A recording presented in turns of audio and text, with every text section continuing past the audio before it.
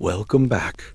Tonight, we will journey beyond the familiar blue skies, past the stars we can see, and into the deepest questions of existence itself. The universe, vast and unending in our imaginations, has always carried a riddle at its heart. If it truly stretches on forever, how can it possibly have an edge? And if it has no edge, how can we ever hope to grasp its shape, its boundaries, or its mysteries?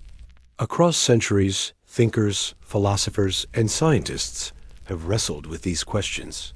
Ancient cultures spoke of the heavens as domes or spheres enclosing the earth, a protective shell that marked the edge of the cosmos.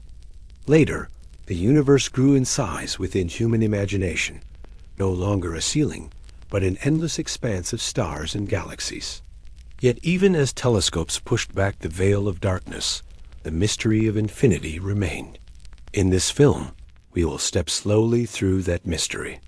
We'll explore how ancient civilizations conceived of the edges of creation, how medieval scholars debated the possibility of infinity, and how modern science uses mathematics and physics to approach the ungraspable. We will pause with the Greeks who imagined the cosmos as a perfect sphere with medieval thinkers, who argued whether infinity could belong only to God, and with modern astronomers who traced the subtle glow of the cosmic background radiation to glimpse the very shape of everything. We will ask, is infinity a reality of space itself, or a limit of human understanding? Could the universe be infinite, and yet still curve back upon itself like the surface of a sphere? And what would it mean if the universe truly had an edge, a final boundary to all existence? So settle in, let the pace be slow, and let your mind drift across time and space. Where are you watching from? And what time is it there right now? A low, lingering light hovered on the horizon as the sun sank beyond the far edges of the world. In that soft twilight, of blues deepening into indigo and purples bleeding into night, early people paused in their daily routines to lift their eyes skyward. The air cooled, carrying the scent of drying grass and earth settling after the heat of day. A gentle breeze whispered through reed beds, and as shadows stretched long across fields and riverbanks, humans sensed the sky transforming into a curved canopy, an arch under which all things would find shelter. It was in these moments, when the boundary between day and night felt most fragile, the earliest reflections on the limits of existence took form. When dawn came again, pale gold washing over the land, it revealed the faint curvature of the earth as it met the firmament. Hunters roaming open plains noticed the way the skyline bowed outward, as though the world were a great bowl, and they stood inside its rim. Gatherers pausing beside trickling streams saw that the light emerged from a definite point, just beyond a distant rise. In these simple observations lay the seeds of a profound idea, that the sky was not infinite in every direction, but shaped like a dome, its edge marking an invisible boundary between the realm of humans and the mysterious beyond. Homes of mud, stone, and woven reeds were built with low walls and thatched roofs, yet often left an opening at the top a sky hole framed by wooden beams.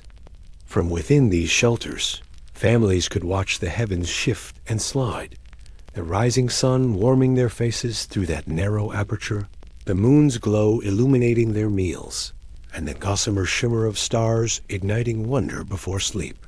Fires crackled below, casting dancing shadows on walls that felt like a mirror of the night sky, reminding everyone that even within their shelters, they lived under the same arching dome. Along the fertile river valleys of Mesopotamia, where the waters of the Tigris and Euphrates nourished the first cities, priests and scribes gave shape to these sky ideas through stories and carvings. They imagined Anu, the supreme sky god, draped in a robe of deep blue sprinkled with stars. They spoke of Tiamat, the primordial sea whose body had been split in two, one half lifted to become the vault of heaven, the other left below as water covering the earth. Clay tablets pressed with reed styluses recorded this cosmic battle, an act of creation that set in place the boundaries of earth and sky, water above and water below. Far to the south, along the banks of the Nile, Egyptians saw the sky as the body of Nut, arching gracefully over her brother Geb, the earth. Each morning, Nut's arched back released Ra, the sun god, who sailed across her belly in a fiery bark. Each evening, she swallowed him and carried him through the underworld, waiting patiently for dawn's light to rebirth him. Tombs and temples bore her image in painted relief, a graceful figure draped across ceilings, reminding the living that their world lay cradled in her eternal embrace. In the highlands of ancient Canaan, shepherds spoke of a firmament called Rakia, a solid expanse set like bronze above their flocks. Beneath it, celestial bodies glided in fixed courses, the sun by day and the moon by night, each in its appointed station. Stars were described as nails or clavos securing the dome in place, a detail that offered comfort. If the master craftsman had fashioned the sky with such care, then the world below was held safely and surely. Under Rakia's protective vault, daily life unfolded with a sense of cosmic order. Meanwhile, in the eastern lands of what we now call China, early sky watchers built wooden platforms near riverbanks and rooftops of palace courtyards to observe nightly lights. They recorded the movements of the moon and stars on bamboo strips, binding them into scrolls that would become the first calendars. Dragons and phoenixes were born in these observations. Myths formed to explain the processions of faint lights and glowing bands across a black background that was at once distant and essential to life. Long before writing, in caves hidden from wind and rain, prehistoric hands pressed ochre-dipped fingers against rock walls to map clusters of glowing dots. In dim chambers, where torchlight flickered across uneven stone, simple star maps took shape dots arranged in recognizable patterns like a distant embrace. Hunters and gatherers who visited these sanctuaries would trace their fingers along the Nile, drawings as if recalling the precise shape of night skies they had seen from valley floors, forging a bond between Earth's shelter and the celestial dome above. As communities grew, monumental structures rose to bridge the gap between land and sky. In Sumer, stepped ziggurats climbed tiered into the air, each level a stairway into the heavens.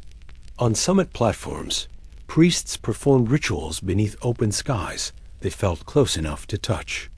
Tiny birds in flight seemed to graze the base of the dome, and the wind there carried a thinner, colder breath. In this height, where the pattern of clouds brushed against one's vision, humans felt they were stretching their hands into a space once reserved for gods. Not far from there, in the stone deserts of Egypt, massive pyramids pointed skyward like silent arrows. Their smooth, gleaming surfaces reflected sunlight by day and moonlight by night, signaling a link between pharaohs and the canopy overhead. Each pyramid was encased in smooth white limestone, polished so completely that it seemed to merge with the horizon, blurring the lines between Earth's solidity and sky's translucence. Those who labored on these monuments spoke of the stones as pieces of heaven landed on Earth, an architectural homage to the dome's shape. Back in the valley plains, shamans and priests organized primitive observatories by laying out stone circles or earthen mounds aligned to solstice sunrises. At winter dawn, a shaft of light would pierce between standing stones, marking the shortest day and heralding the slow return of warmth. At harvest's end, the full moon would climb between two carved markers, signaling time to gather grain and celebrate the dome's cyclic promise. In every ritual, people connected their lives to the turning patterns of light and dark dancing across the vault. By tracing the path of Sirius and Orion night after night, early sky watchers began to draft crude star charts on clay tablets and wooden boards. These were not maps in the modern sense, but living diagrams illustrating arcs across the sky, dotted with signs marking seasons and portents. Farmers consulted them before planting, believing that to sow by the stars was to work in harmony with the dome's rhythms rather than against them. In this way, humble tilled fields became interwoven with cosmic cycles. The Greeks, who would later systematize much of Western thought, also contemplated the curved vault. One of their earliest philosophers, Anaximander, sketched the earth as a flat disk enclosed by a ring of fire and air, the sky held aloft by this glowing circle. His model, more geometric than mythic, hinted at the possibility of explaining the heavens through reason rather than only legend.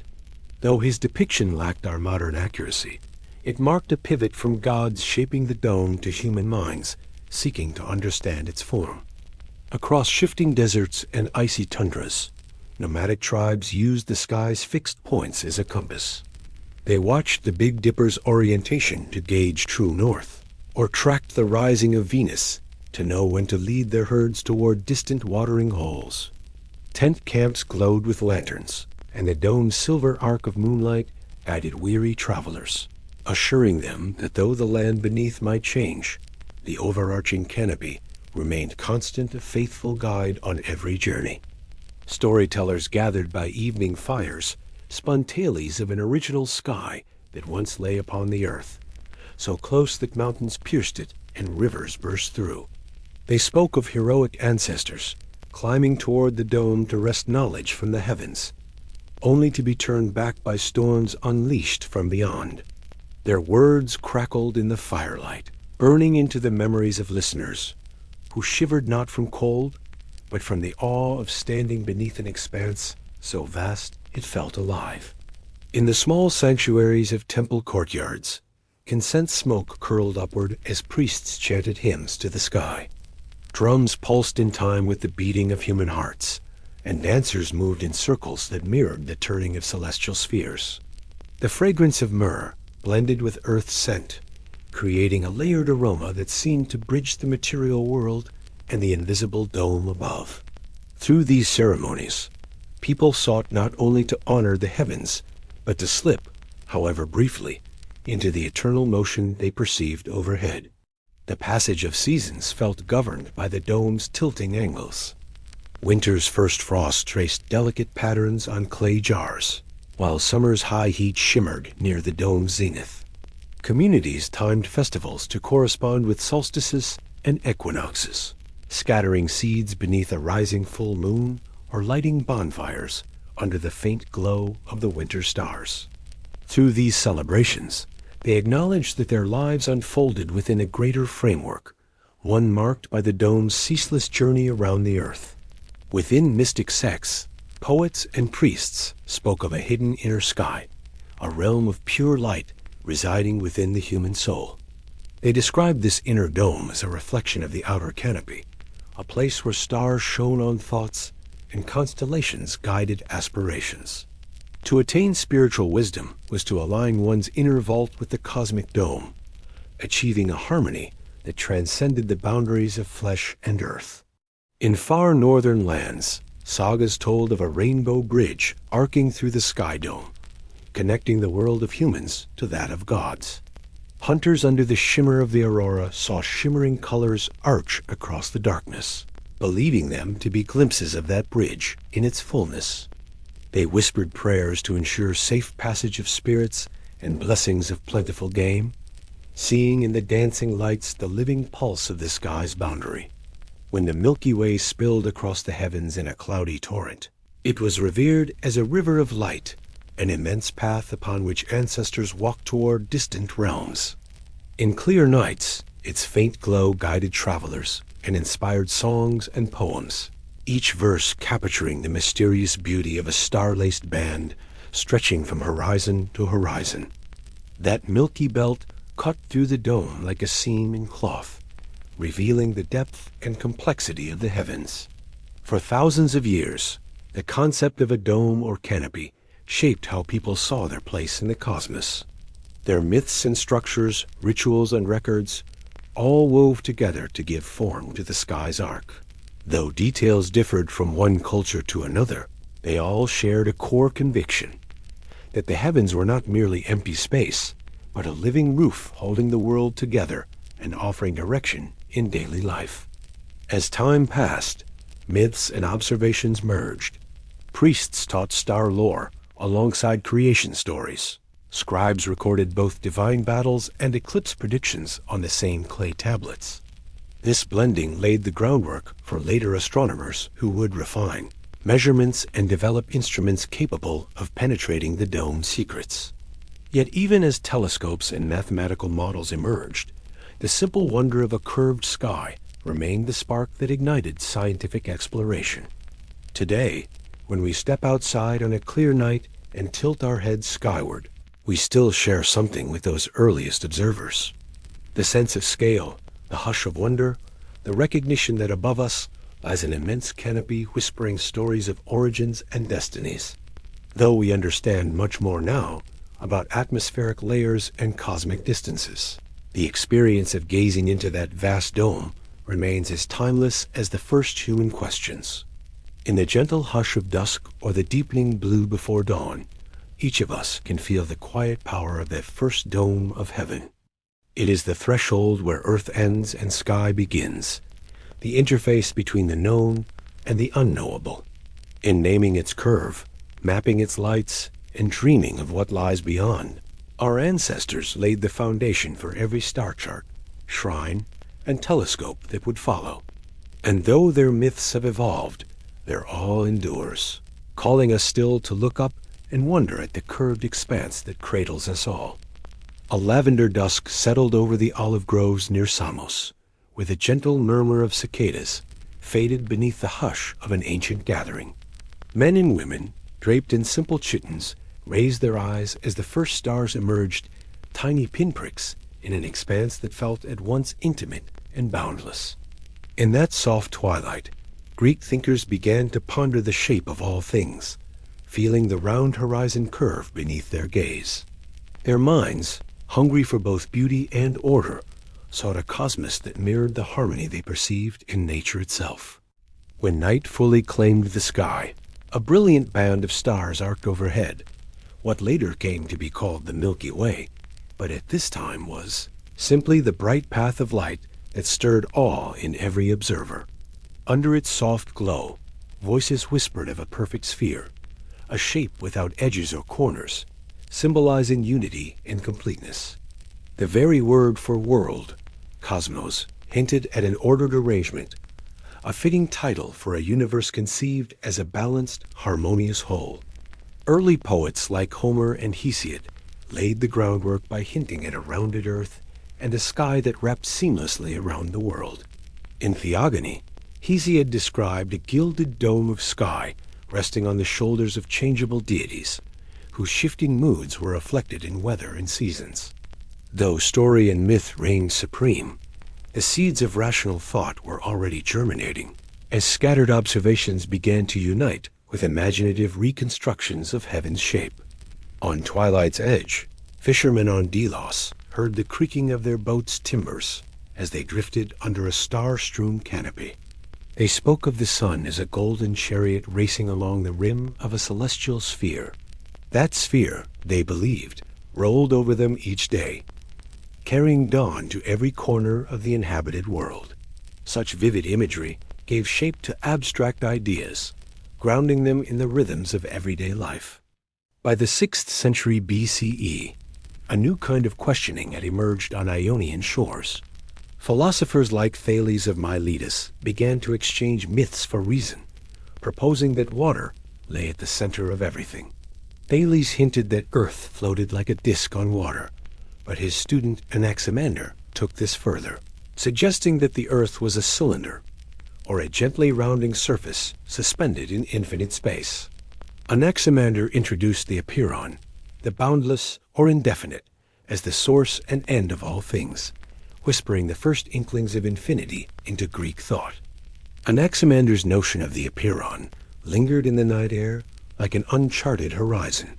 It challenged the idea of a closed, finite cosmos by proposing a primal principle without beginning or end. If the earth and sky sprang from this limitless source, might the cosmos itself extend endlessly? Such questions unsettled the simplest beliefs and invited thinkers to imagine realms beyond the comforting curvature of a perfect sphere. In the marble courtyards of Athens, the Pythagoreans spoke of spheres as the most harmonious of shapes. They believed that numbers governed reality, and that the distances between planets produced a celestial music, the music of the spheres. Though no mortal ear could hear it, the concept evoked a universe bound by mathematical precision, each orb tracing its circular path in perfect synchrony. Under flickering oil lamps, disciples recorded ratios and proportions, convinced that geometry held the keys to cosmic order. Walking through groves of plane trees outside Croton, Pythagoras himself might have paused to marvel at the arc of heaven. He saw in the sphere not only aesthetic perfection, but moral meaning, a compact, boundary-less form that reflected the soul's journey toward harmony. By modeling the cosmos as nested spheres, one carrying the earth, another the moon, and so on, he and his followers wove together mathematics, mysticism, and the sense of a finite yet sublime universe. Behind the great columns of the Temple of Apollo at Delphi, soothsayers once interpreted the rustle of laurel leaves and the murmurs of oracles. Here, too, the notion of a spherical cosmos carried deep resonance. Pilgrims traveling from distant lands found that no matter where they stood, the heavens arced overhead in consistent fashion. This universal curvature confirmed a shared cosmic architecture, one in which the God-given dome of heaven enclosed all. Later, in the writings of Plato, the spherical cosmos achieved philosophical clarity. In the Republic's shimmering dialogues, Plato declared the sphere to be the most perfect shape, endowed with symmetry in every direction. He proposed a series of concentric spheres, one for Earth, another for the moon, then planets, and finally the fixed stars. Each layer turned in rhythmic harmony, propelled by a vast outer sphere that contained all others. To Plato, the cosmos was an immaculate jewel, set in an infinite void, yet delineated by purposeful design. Under an Athenian moon, Socrates might have challenged citizens to consider whether the cosmos itself was alive. Could the world soul, he asked, inhabit the spherical universe, binding stars and earth in a single living organism? His disciple Plato took up the question, giving the cosmos a mind and a heart. In Timaeus, he described the process by which the demiurge shaped matter into a perfect, rotating sphere, a receptacle for the soul and the home of all life. While Plato's cosmos felt elegantly finite, whispers of the infinite persisted. Zeno of Elea, a disciple of Parmenides, crafted paradoxes that hinted at endless divisibility, so that any given distance could be split again and again into smaller parts. His paradox of Achilles and the tortoise suggested that motion itself required traversing infinitely many points. Though framed to defend Parmenides' monism, Zeno's thought cast a shadow on the neat edges of cosmic spheres, implying that the continuum of space might harbor hidden infinities. Aristotle, Plato's most famous student, refined the spherical model with empirical observation. In his treatise De Caelo, he argued that the heavens must be perfect and unchanging, thus composed of a fifth element, ether, distinct from earth, water, air, and fire. This celestial substance moved in eternal circles, carrying stars and planets around the immobile earth at the center. Each heavenly body rode on its own invisible crystalline sphere, like a wheel set in motion by divine intelligence. Under the warm Greek sun, Aristotle observed lunar eclipses and noted the round shadow the earth cast on the moon. He interpreted this as firm proof of the earth's sphericity, reasoning that any shape other than a sphere would cast a distorted shadow. He watched ships disappear hull first over the horizon, and travelers measured the changing position of Polaris, reinforcing his conviction that Earth was a globe surrounded by concentric heavens. In the shaded walkways of the Lyceum, Aristotle and his students sketched diagrams of nested spheres in the Earth's atmosphere and beyond. Each sphere turned at its own speed, the moon completing its circuit every month, the sun each year, and the stars in a single sidereal day. At the outermost boundary, the primum mobile drove the entire system, imparting motion from the fringes inward. Though finite in extent, this cosmos maintained its perfection through symmetrical design and constant revolution. Yet even Aristotle sensed the boundaries of his system touched upon deeper questions. If ether filled the heavens, what lay beyond the outermost sphere? Could there be another realm, or an infinite void?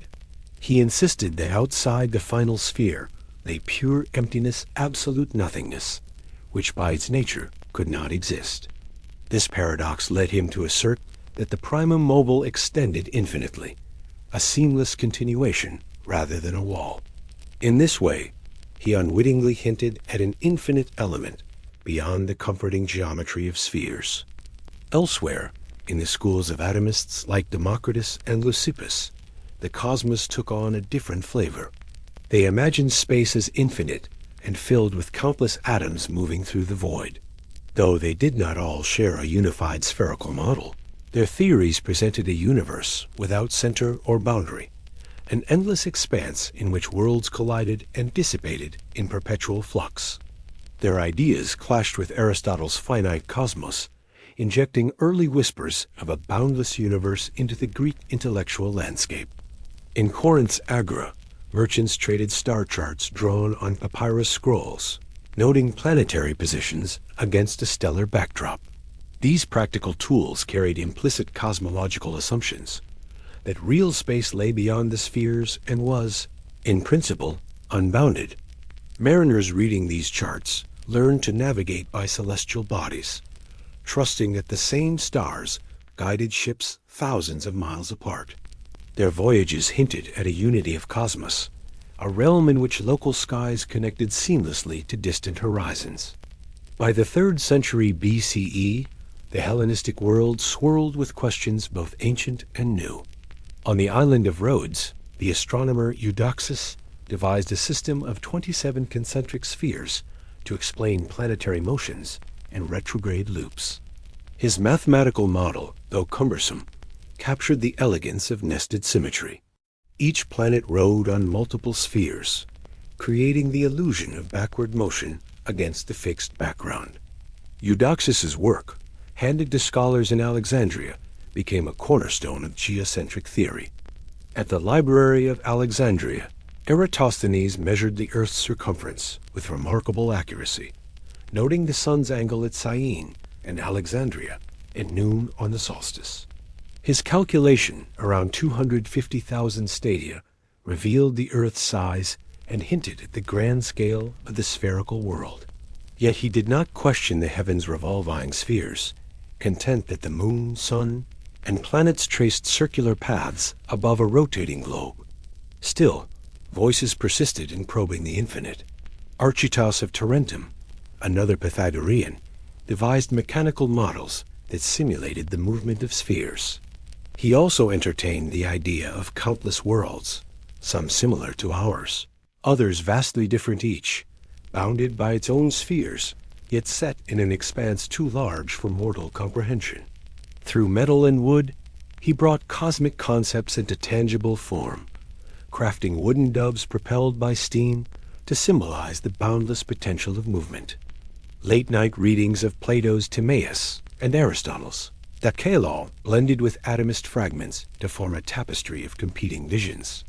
The Ptolemaic system, which would later dominate for centuries, emerged from this ferment, codifying a finite spherical cosmos enclosed by a moving outer sphere. Yet lurking at its edges were the early stirrings of infinity, Democritus's void, Zeno's continuum, and even Epicurus's later tales of infinite worlds where countless lives unfolded under distant skies. In Athens, lectures in the Stoa echoed with debate. Stoic philosophers embraced a conception of the cosmos as a single, living entity, a sphere endowed with reason logos and filled entirely with matter. To them, empty space could not exist. Every point within the sphere was occupied by the vital flame of the world spirit. Beyond the cosmic body lay no void, for the universe was all-encompassing, a self-contained sphere of substance and mind. Meanwhile, in Alexandria's lecture halls, skeptics raised their voices. Carnatus questioned the certainty of knowledge about the heavens, arguing that our senses could deceive and that the true nature of the cosmos remained veiled. His doubts cast a subtle shadow over the confidence of those who championed perfect spheres, reminding listeners that the path from observation to truth was fraught with uncertainty. As the Roman Republic rose, Greek ideas traveled to new lands. Stoic and Epicurean schools flourished in archaic temples and public porticos. Roman aristocrats gazed at the night sky from hilltop villas, discussing infinite worlds over wine and olives.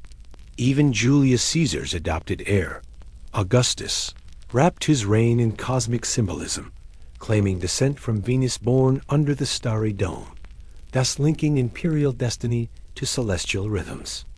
In quieter corners, artisans etched celestial globes from bronze and marble, mapping constellations onto superficial spheres that could be held in the hand.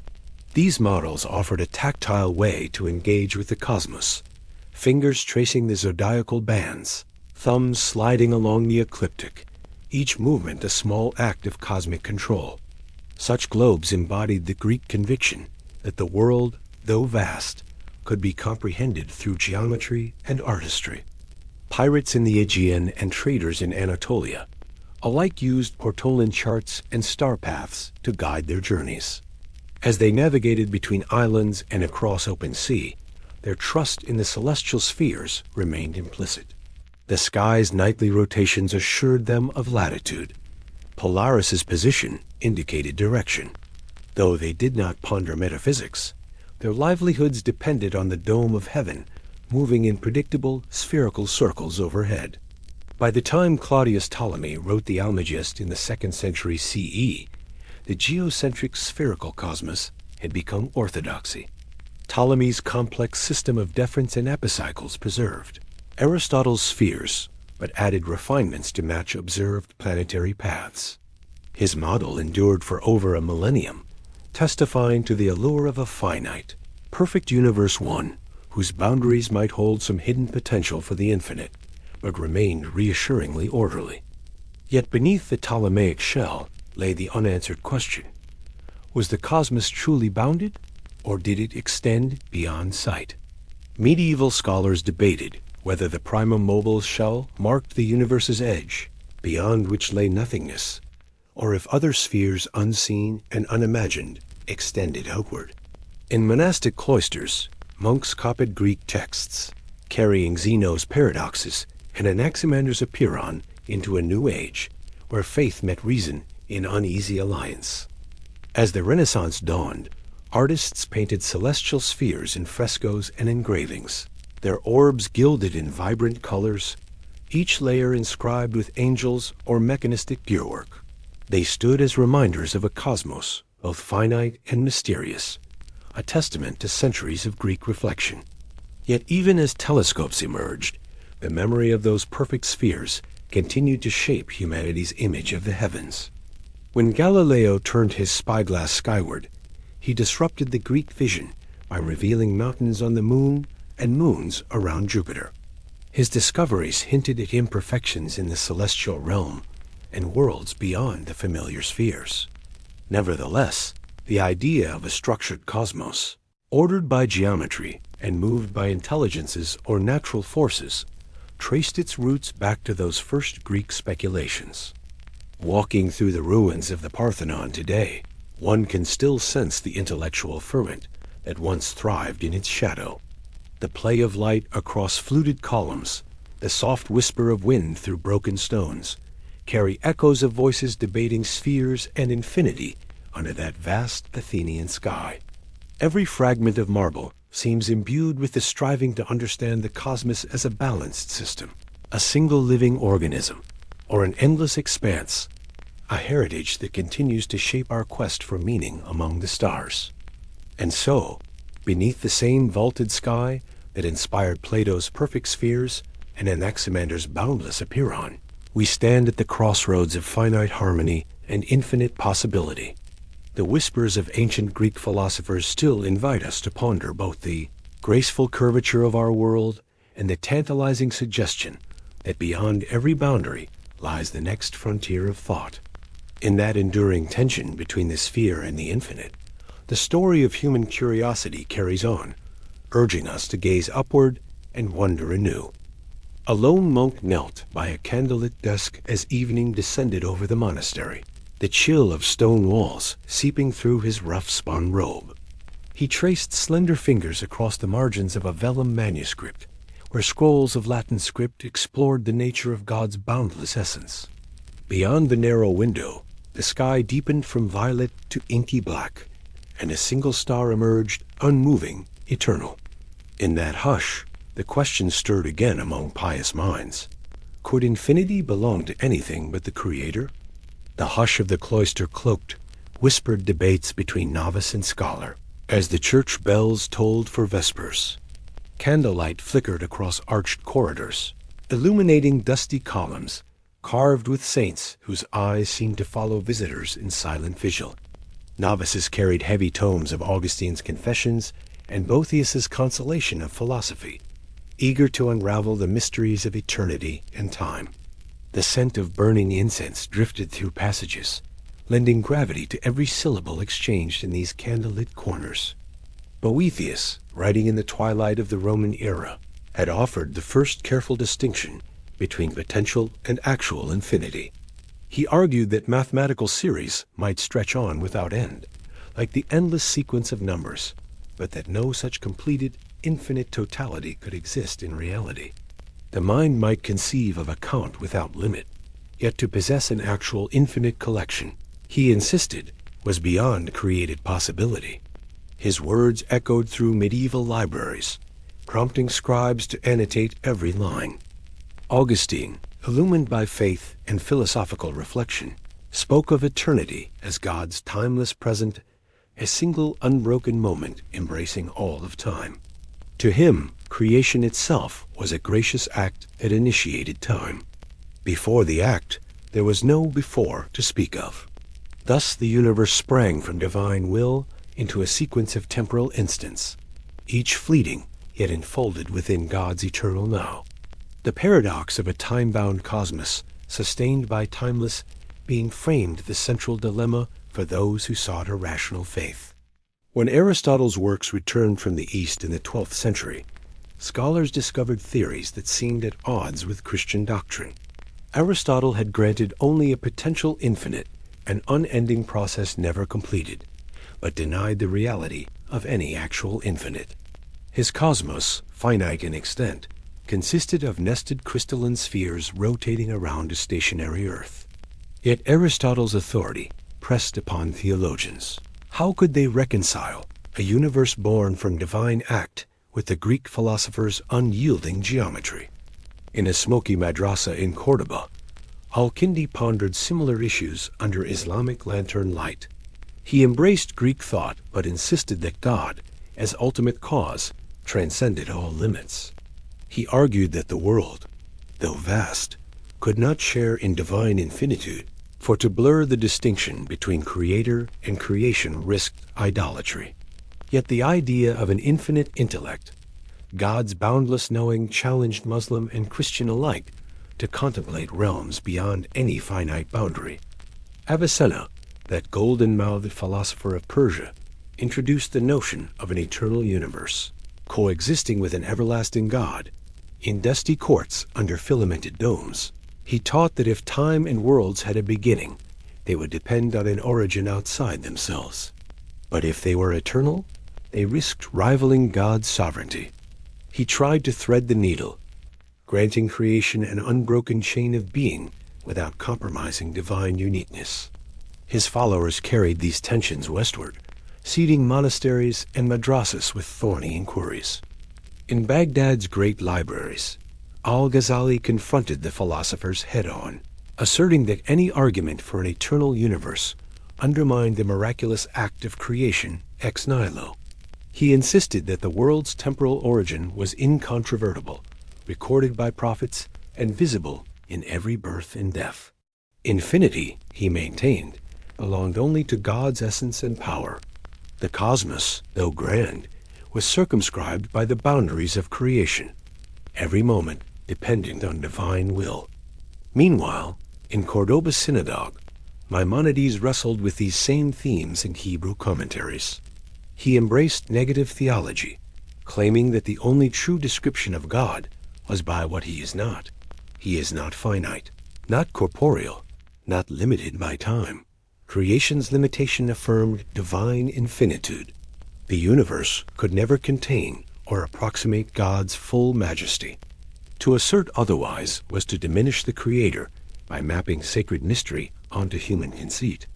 Back in Northern Europe, cathedral schools flourished beneath stained glass windows that bathed stone floors in jewel-toned light. Masters in Paris lectured on Peter Lombard's sentences, lingering over passages describing divine attributes. Students scrawled glosses in the margins. Could mercy be infinite while justice remain sequential? Did God's knowledge of future contingents imply a spectrum of possible choices, or collapse them into a single, timeless vision? Every theological nuance tested the mind's capacity to hold both transcendent truth and earthly logic. Anselm of Canterbury, perched in a hillside priory, conceived the first ontological argument. God is that than which nothing greater can be conceived. He claimed that existence in reality surpasses mere mental concept, for a being that exists in no place would be woefully limited. His reasoning implied that infinity in being belonged uniquely to the divine mind. Only God could encompass all, perfection's power, knowledge, goodness without limit. Created things might hint at these attributes, but always in partial, contingent measure. In the soaring nave of Chartres Cathedral, sunlight streamed through rosettes shaped like stars. Pilgrims paused beneath stone vaults that seemed to mimic the celestial sphere, arches rising in graceful arcs overhead. Choirs intoned ancient hymns about God's infinite love and mercy, each note resonating through ribbed vaults as though echoing in the corridors of heaven itself. The architecture, music, and prayer all conspired to impress upon worshippers the vast distance between finite human hearts and the infinite source of all life.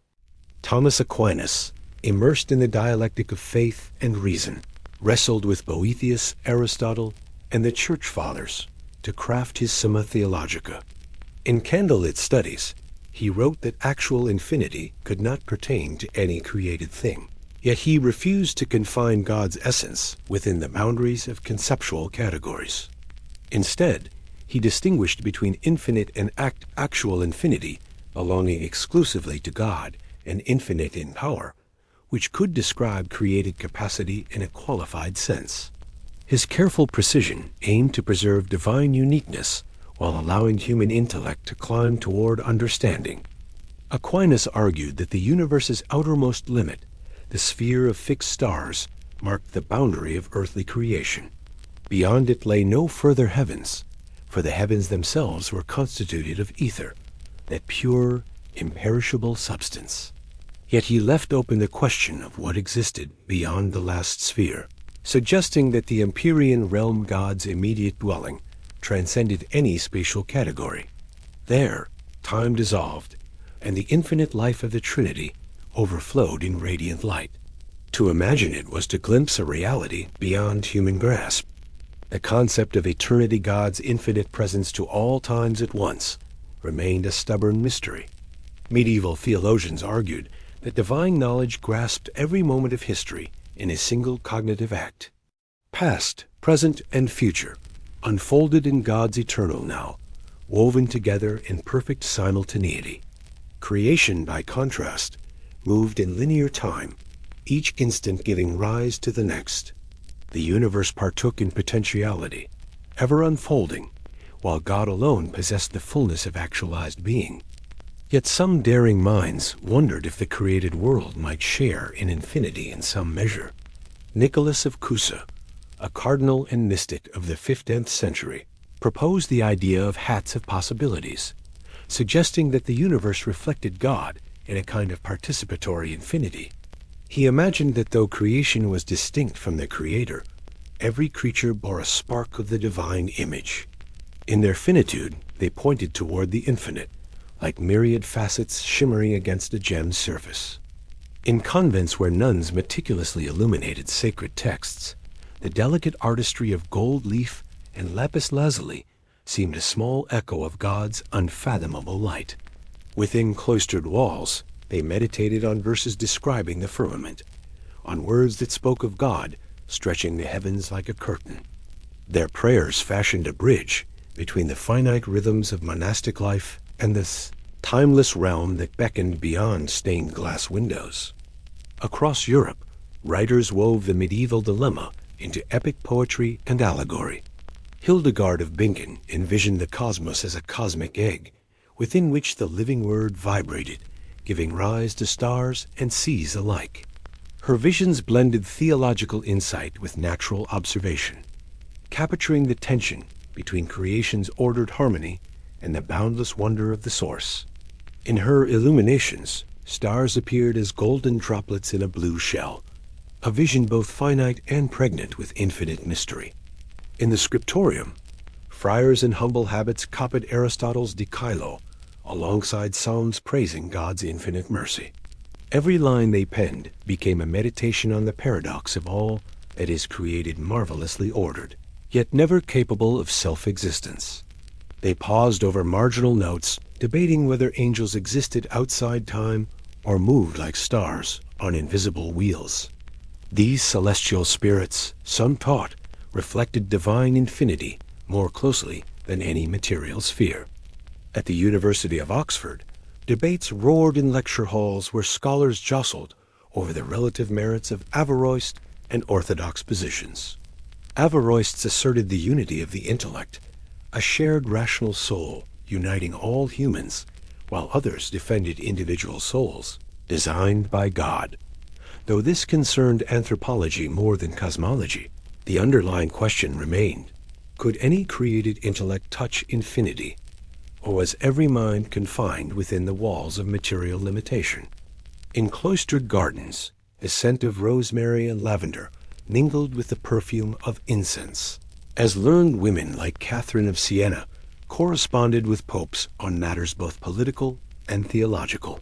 She argued that human humility before divine infinity was the beginning of true wisdom. To aspire beyond one's measure risked pride. To embrace finitude was to affirm the Creator's boundless greatness.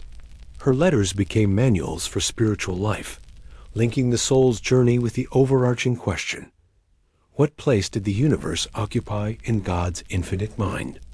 Even as the medieval era waned, printers and budding workshops reproduced works questioning cosmological finitude. William of Ockham, that sharp-nibbed Franciscan, leveraged his razor of simplicity to argue that any entity invented to explain phenomena was unnecessary unless required by evidence. He insisted on a sparse ontology. God's freedom trumped any necessity of spheres or celestial substances. The cosmos might be finite or infinite, depending solely on divine will. In this view, God could create an infinite space if he pleased, or sculpt it into any form.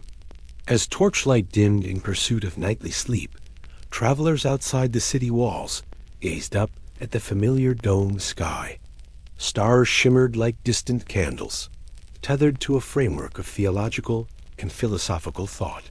For most, the cosmos remained that breathtaking tapestry ordained, measured, yet hinting at realms beyond. They lived each day under the same heaven that Augustine and Aquinas had contemplated, guided by church bells and the movement of heavenly bodies alike. In the deep silence before dawn, a lone hermit might rise to pray, admitting his own limitations before the infinite source. With rosary beads slipping through his fingers, he recognized that every prayer was a step into mystery. The universe, though meticulously ordered, carried a whisper of boundlessness beyond its measured gate. And in that whisper lay the medieval dilemma. If infinity belonged only to God, what place did the cosmos hold? If the universe shared in any measure of the infinite, how could creation remain distinct? By the candle's final flicker, medieval minds had explored every avenue they could chart. They had mapped the edges of the known cosmos, inscribed them with scriptural and philosophical truths, and perched them upon the shoulders of the infinite. Yet each answer only deepened the question, stretching human inquiry toward the horizon of divine mystery. The finitude of spheres stood in tension with the promise of boundlessness that stirred in every pondering heart. In that dawn-lit corridor, as the first birdsong filtered through cloistered arches, the debate continued quietly among tomes and towers. The universe held its breath beneath the vast canopy, awaiting minds bold enough to explore its depths. And though centuries would pass before new eyes turned telescopes to the stars, the medieval dilemma remained a living legacy. The tension between a cosmos measured in spheres and the infinite breath that sustained them all. A pale dawn filtered through narrow windows of the chapter house at Frombork, illuminating bundles of parchment and clay tablets strewn across a work table. Nicolaus Copernicus, in a plain cassock of muted brown, paused by the ledge to inhale the cool, damp air that drifted in from the Baltic Sea. Beneath the gentle swirl of fog, cathedral spires and lantern-lit rooftops lay in muted silhouette against a sky hinting at dawn's first glow. This solemn hush of morning became a sanctuary for thoughts that would soon unravel the heavens. As a boy in Teru, he had watched his father's cart roll beneath an arch of blazing sunset, red and gold-stained glass clouds above the Vistula River. That blaze of color, streaked across the vault of sky, had stirred within him an enduring question. What force bent the sun's light so gracefully? Even as young students scrambled to class, he had lingered by riverbanks, tracing the curve of earth against horizon with eager fingers. Those early days planted a seed of wonder in his heart. At the University of Krakow, lecture halls smelled of beeswax torches and heavy tomes bound in leather.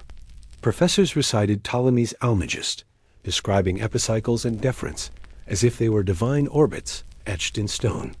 Copernicus took meticulous notes, copying diagrams of circles upon circles with a reed quill dipped in ink. Yet as he wrote, a quiet doubt grew. Was a world built on ever-twirling rings truly simplest or most true to sky and sun? He later journeyed to Padua and Bologna, where sunlight streamed through colonnades and powdered scholars debated Aristotle's geocentric universe under open lodges. There, amidst the hum of academic rivalry, he studied ancient texts and practiced with globes of polished brass. He measured angles with astrolabes and noted slight discrepancies between predicted and observed planetary alignments. Each calculation pulled him farther from tradition and nearer to a daring notion that Earth itself might be in motion. Night after night, back in his chambers at Frombork, he charted Venus and Mercury darting near the horizon. His breath caught when he plotted anomalies that made more sense if the sun, not Earth, sat at the cosmic center. The idea simmered through years like a slowly brewing potion, potent, unsettling, yet undeniably compelling. In timid scribbles on a folded sheet, he first drafted a model where Earth circled the sun, carrying months in its gentle orbit. His colleagues, loyal canons of the cathedral, seldom glimpsed his private sketches. Within the quiet corridors, he hid folded papers behind prayer books and hymnals, musing on whether such heresy would bring censure or martyrdom. Yet he believed that truth bore its own providence. Every backward loop of Mars's path seemed less a celestial caprice and more a reflection of Earth's marching steps around the sun. Around 1514, he circulated the Commentarialus among trusted friends, a slender manuscript boldly claiming that the universe might be better understood by placing the sun near its center.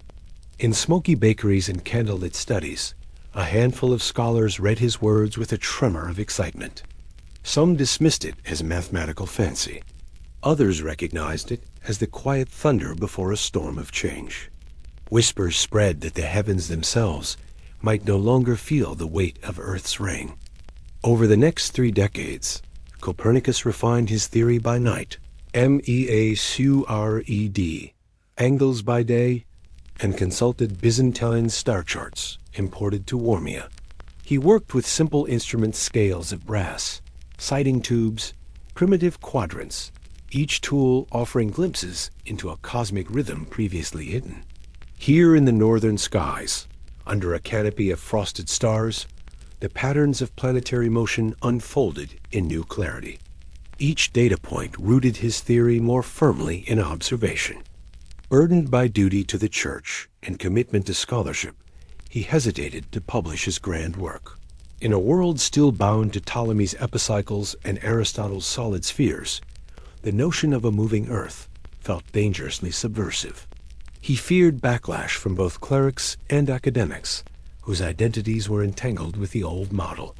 Yet the whisper of celestial harmony called him onward, urging a leap from tradition to revelation.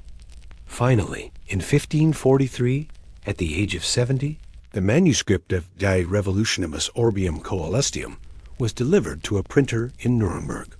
Johannes Petreius set each letter by hand, the typeface crisp as the chill of a winter dawn. Copernicus watched the proofs arrive across the snow-laden passes of the Alps, their pages heavy with promise and peril. He turned each sheet with trembling delight, knowing this would be his final gift to the world. The first volumes emerged, adorned only with a cautious preface by Andreas Osiander, who assured readers that the work was offered as a computational hypothesis rather than cosmic fact. This diplomatic veneer smoothed early reception among wary scholars. Yet among humanists and mathematicians, De Revolutionibus ignited fervent discussion. Some embraced it as elegant and true. Others dismissed it as a clever illusion, useful for calculation, dangerous for doctrine.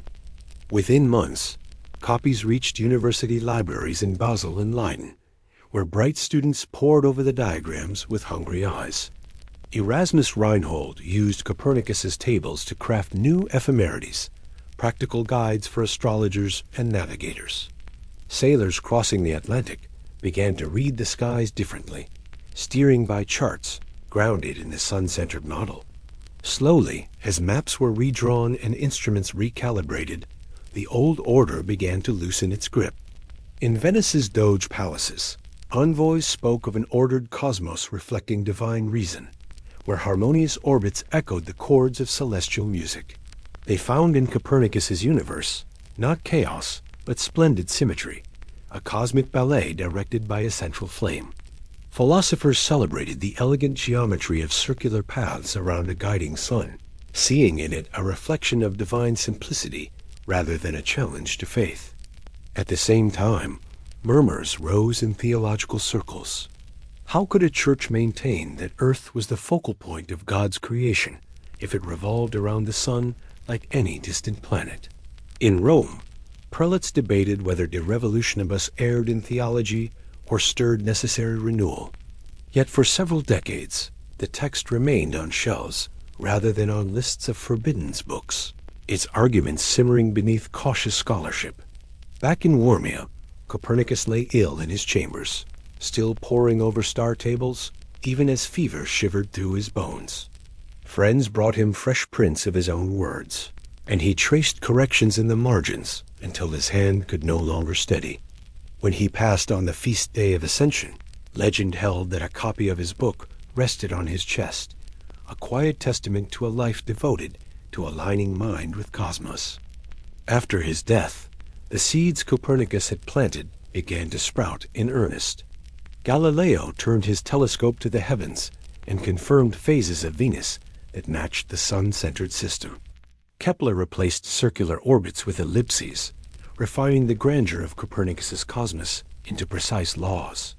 Each step carried human imagination farther into the dark tapestry, unveiling layers of space and time previously unimaginable. For the everyday observer, the sun-centered universe offered a new sense of place. No longer anchored at the center, the Earth became one planet among many, each circling the sun in harmony. This demotion of Earth demanded humility, but it also unleashed a kind of freedom. If our world could move, why not explore? The horizon lost its rigidity, giving way to oceans of possibility. In that slow reimagining of space, the cosmos expanded from a finite dome into a vast expanse dotted with worlds.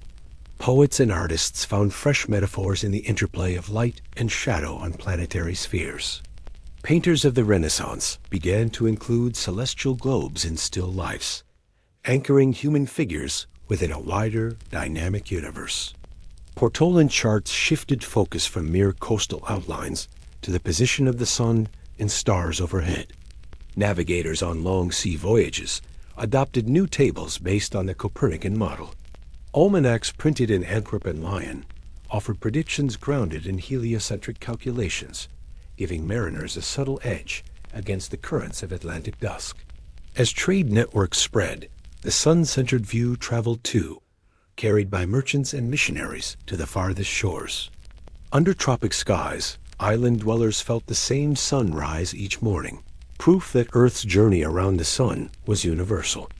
Intellectuals in Paris quarreled in salons over whether the Copernican cosmos required a re-evaluation of scriptural passages.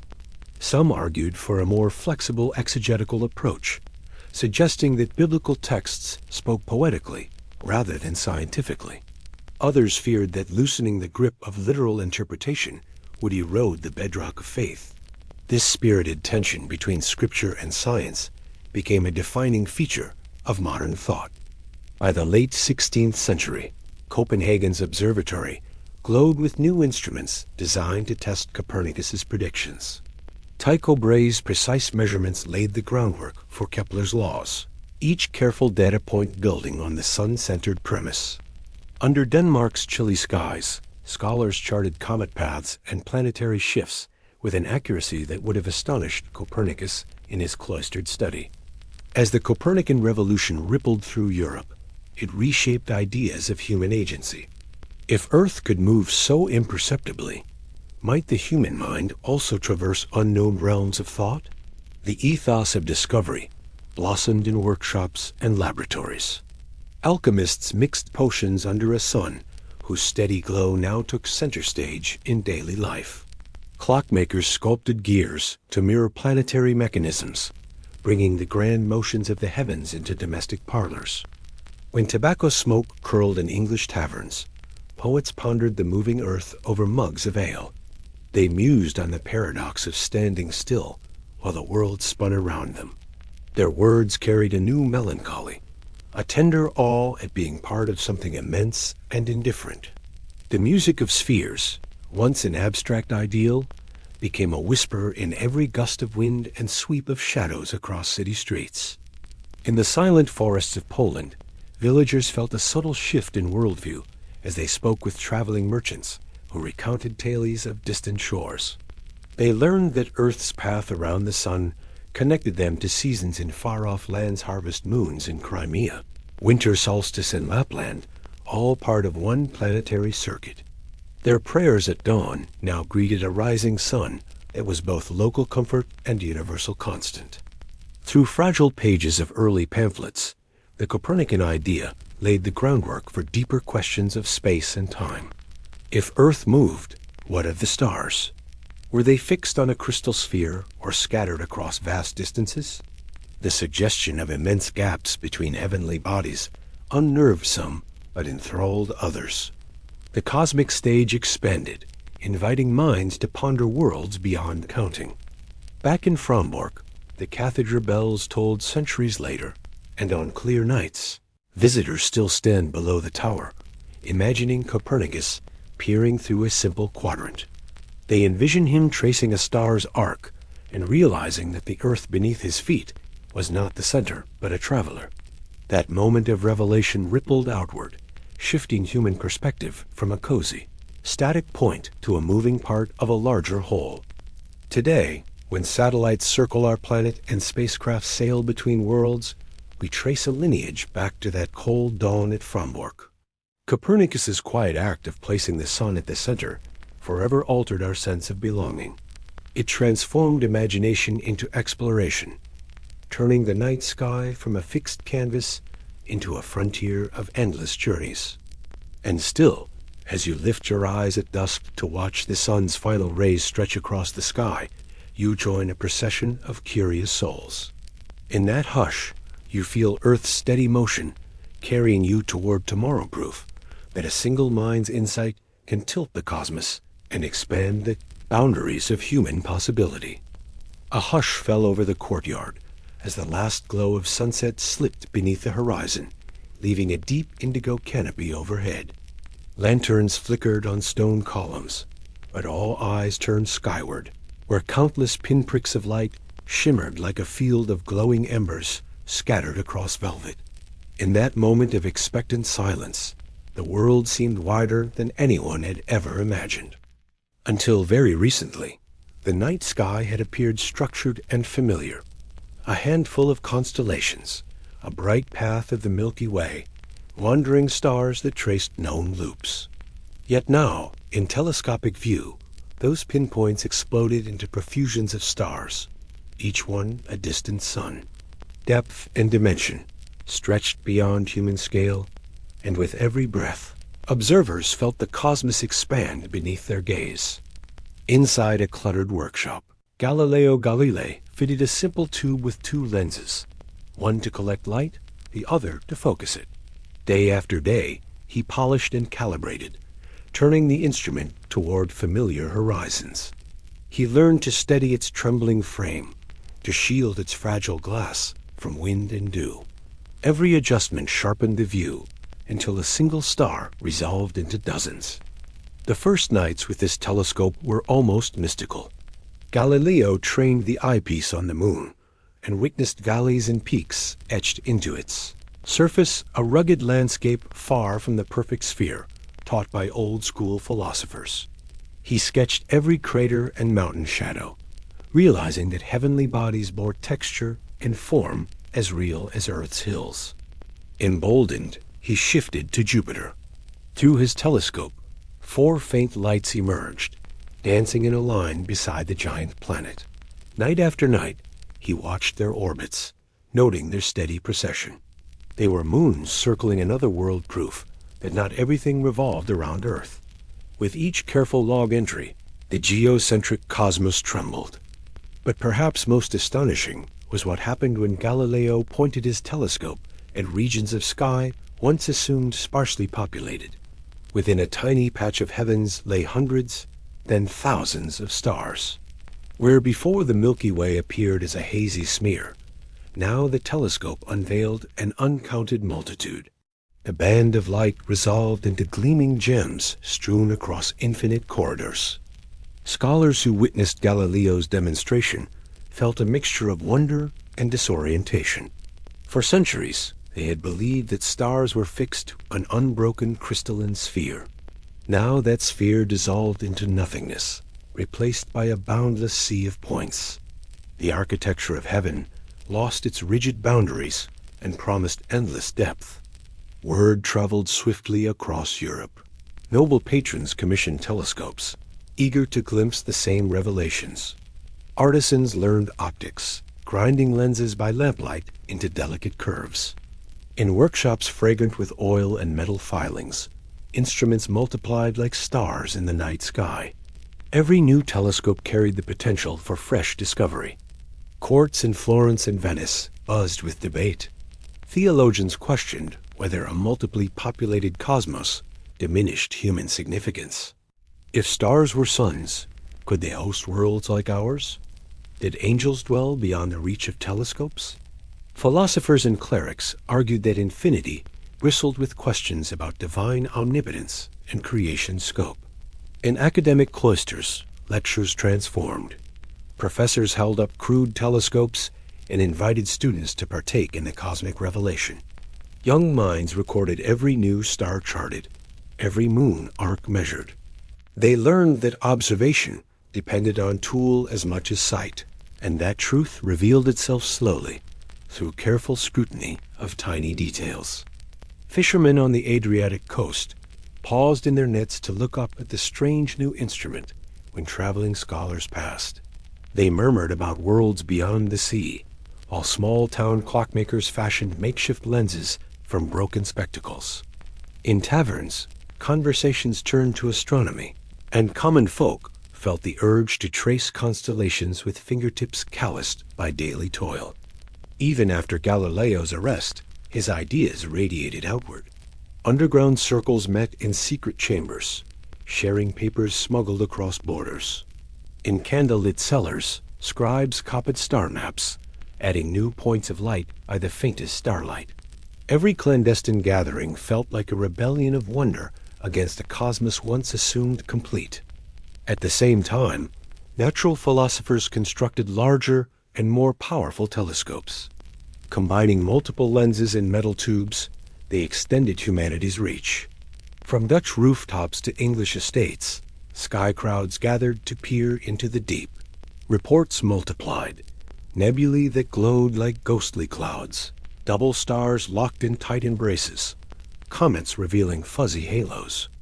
Maps of the heavens swelled with detail. Celestial atlases printed on fragile paper showcased charts dense with stars. Plate after plate depicted regions once blank, now alive with specks indexed by letters and numbers. Each atlas carried margins filled with notes. Brightness, color, location, potential companions unseen by naked eye. As telescopes improved, astronomers realized that starlight spoke of distance. Some stars shone steadily. Others pulsed, varying in brightness. Parallax measurements, tiny shifts in star positions against background over months, hinted at staggering gaps.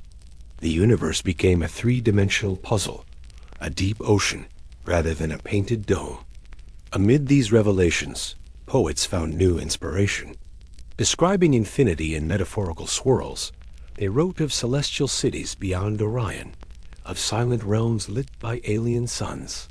Painters began to depict nightscapes dotted with countless stars, replacing neat constellations with teeming skies. Music, once tied to the idea of fixed harmonies, adapted to the sense of cosmic flux. Yet the scale proved difficult to grasp. To imagine trillions of stars stretching beyond sight felt like trying to count grains of sand in a desert. Minds accustomed to terrestrial measure balked at the immensity. Everyday language faltered. Philosophers invented new categories, like deep space and interstellar distances, to hold the mind's staggering leap. In the University of Leiden, students measured stellar parallax using instruments refined for arc-second precision. One observatory erected walls painted black, with narrow slits aligned to celestial coordinates. Through these slits, telescopes peered at fixed star fields, charting minute shifts. After years of patient work, the first parallax detections validated distance estimates, a triumph for telescopic astronomy. Meanwhile, astronomers in China, having lost much early telescopic tradition, rediscovered European instruments through Jesuit missions. In the emperor's court in Beijing, scholars mounted imported telescopes on wooden towers. They documented new stars appearing and vanishing, updating ancient star catalogs with unprecedented accuracy. The map of the sky became a global endeavor. On remote islands in the Pacific, missionaries set up observatories alongside chapels. Indigenous navigators, skilled in reading stars, collaborated with European astronomers to triangulate positions and time. Their traditional lore blended with new observations, creating a rich tapestry of sky knowledge that bridged cultures and hemispheres. Back in Europe, debates flared over whether telescopic observations supported a moving Earth. Some argued that telescope optics introduced distortions. Others pointed to the phases of Venus and Jupiter's moons as undeniable proof. Controversy blended with curiosity, driving more people to build telescopes and join the exploration of the endless stars. In dusty libraries, scholars pored over Galileo's dialogues and Kepler's Astronomia Nova. They performed their own observations to confirm or challenge the giant's claims. Letters crossed borders weekly, carrying reports of new nebulae, star clusters, and cometary details. Each tiny discovery chipped away at old certainties. By the 18th century, the titanic leap in star counts transformed navigation and timekeeping. Nautical almanacs relied on precise star catalogs to fix longitude at sea. Mariners learned to recognize faint guide stars, gauging their latitude by angle measurements. The instrument that once revealed rocky lunar plains became a critical tool for mapping the globe. As telescopes advanced, reflecting designs replaced refractors. Mirror surfaces polished to specular smoothness gathered light from heavenly depths. Observers stood before vast barrels, climbing ladders to peer through eyepieces mounted on equatorial mounts. In these grand halls, clusters of students and professors gazed at the same scattered jewels Galileo first revealed. In far northern latitudes, observatories in Iceland and Lapland recorded auroras dancing beneath the star-sprinkled sky. Researchers placed telescopes on ships drifting near the poles to capture unique perspectives of the celestial sphere. From those vantage points, the interplay of stars and Earth's magnetism became a subject of wonder and study. Closer to home, amateur astronomers formed societies under vaulted ceilings of converted barns. They built workshops to grind lenses and test mirror curves. Monthly meetings featured lectures on telescopic techniques and reports of new variable stars.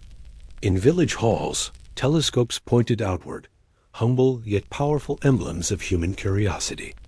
As the 19th century dawned, astrophotography emerged. Chemical emulsions captured multiple hours of starlight on glass plates, freezing clusters in silent arrays of dots. Photographs revealed faint nebulae that escaped the eye, hinting at stellar nurseries and far-off galaxies. The telescope's revelation of endless stars now extended to endless galaxies, shattering any boundary humans once imagined. By the 20th century, powerful observatories atop mountains looked deep into cosmic time.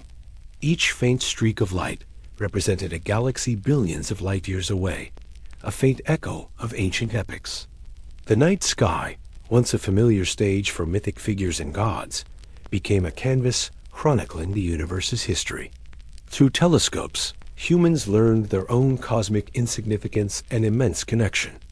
Today, even modest backyard telescopes reveal fuzzy smudges star clusters, spiral galaxies, nebulae inviting anyone to explore. Enthusiasts gather under dark skies, sharing eyepieces and hot chocolate as reflections of human wonder. The same sense of awe that gripped Galileo endures. We stand beneath a sea of infinite points, each one a doorway to realms beyond imagination. Yet telescopes are no longer mere instruments of sight. They extend into space itself. Hubble, peering into ultraviolet and infrared. Chandra listening to X-ray whispers of exploding stars.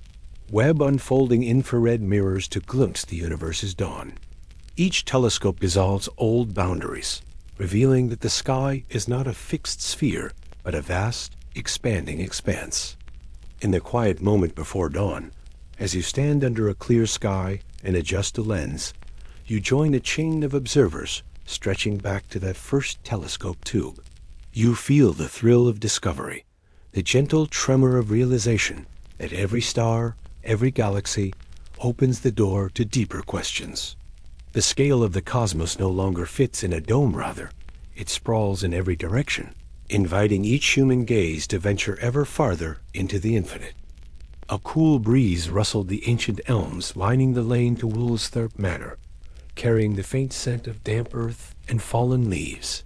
On a clear autumn night, Isaac Newton stepped outside, lantern in hand, and paused beneath the vast canopy of stars. He inhaled the crisp air, feeling the sky's depth press against the horizon, and wondered whether the same force pulling an apple from its branch governed the motion of those distant lights. His mind traced invisible lines between every object in sight, from the brass knob of his lantern to the moon, its pale glow seeking a law that might bind the cosmos in harmonious motion. Candles flickered in the cramped chambers of Trinity College as Newton returned to his desk, where stacks of parchment awaited his scrutiny. Quills lay poised beside inkwells, ready to capture each revelation that trembled at the edge of his thought. He bent over detailed diagrams of planetary orbits, each tiny curve the fruit of countless nights spent observing Jupiter's moons through a simple telescope. The room bore the soft echoes of turning pages and the distant murmur of scholarly footsteps, a fitting backdrop for ideas that would reshape humanity's place in the universe. In 1687, the world shifted on its axis with the publication of Philosophiae Naturalis Principia Mathematica, Newton's three laws of motion, and his universal law of gravitation sprang from those pages, their clarity cutting through centuries of speculation.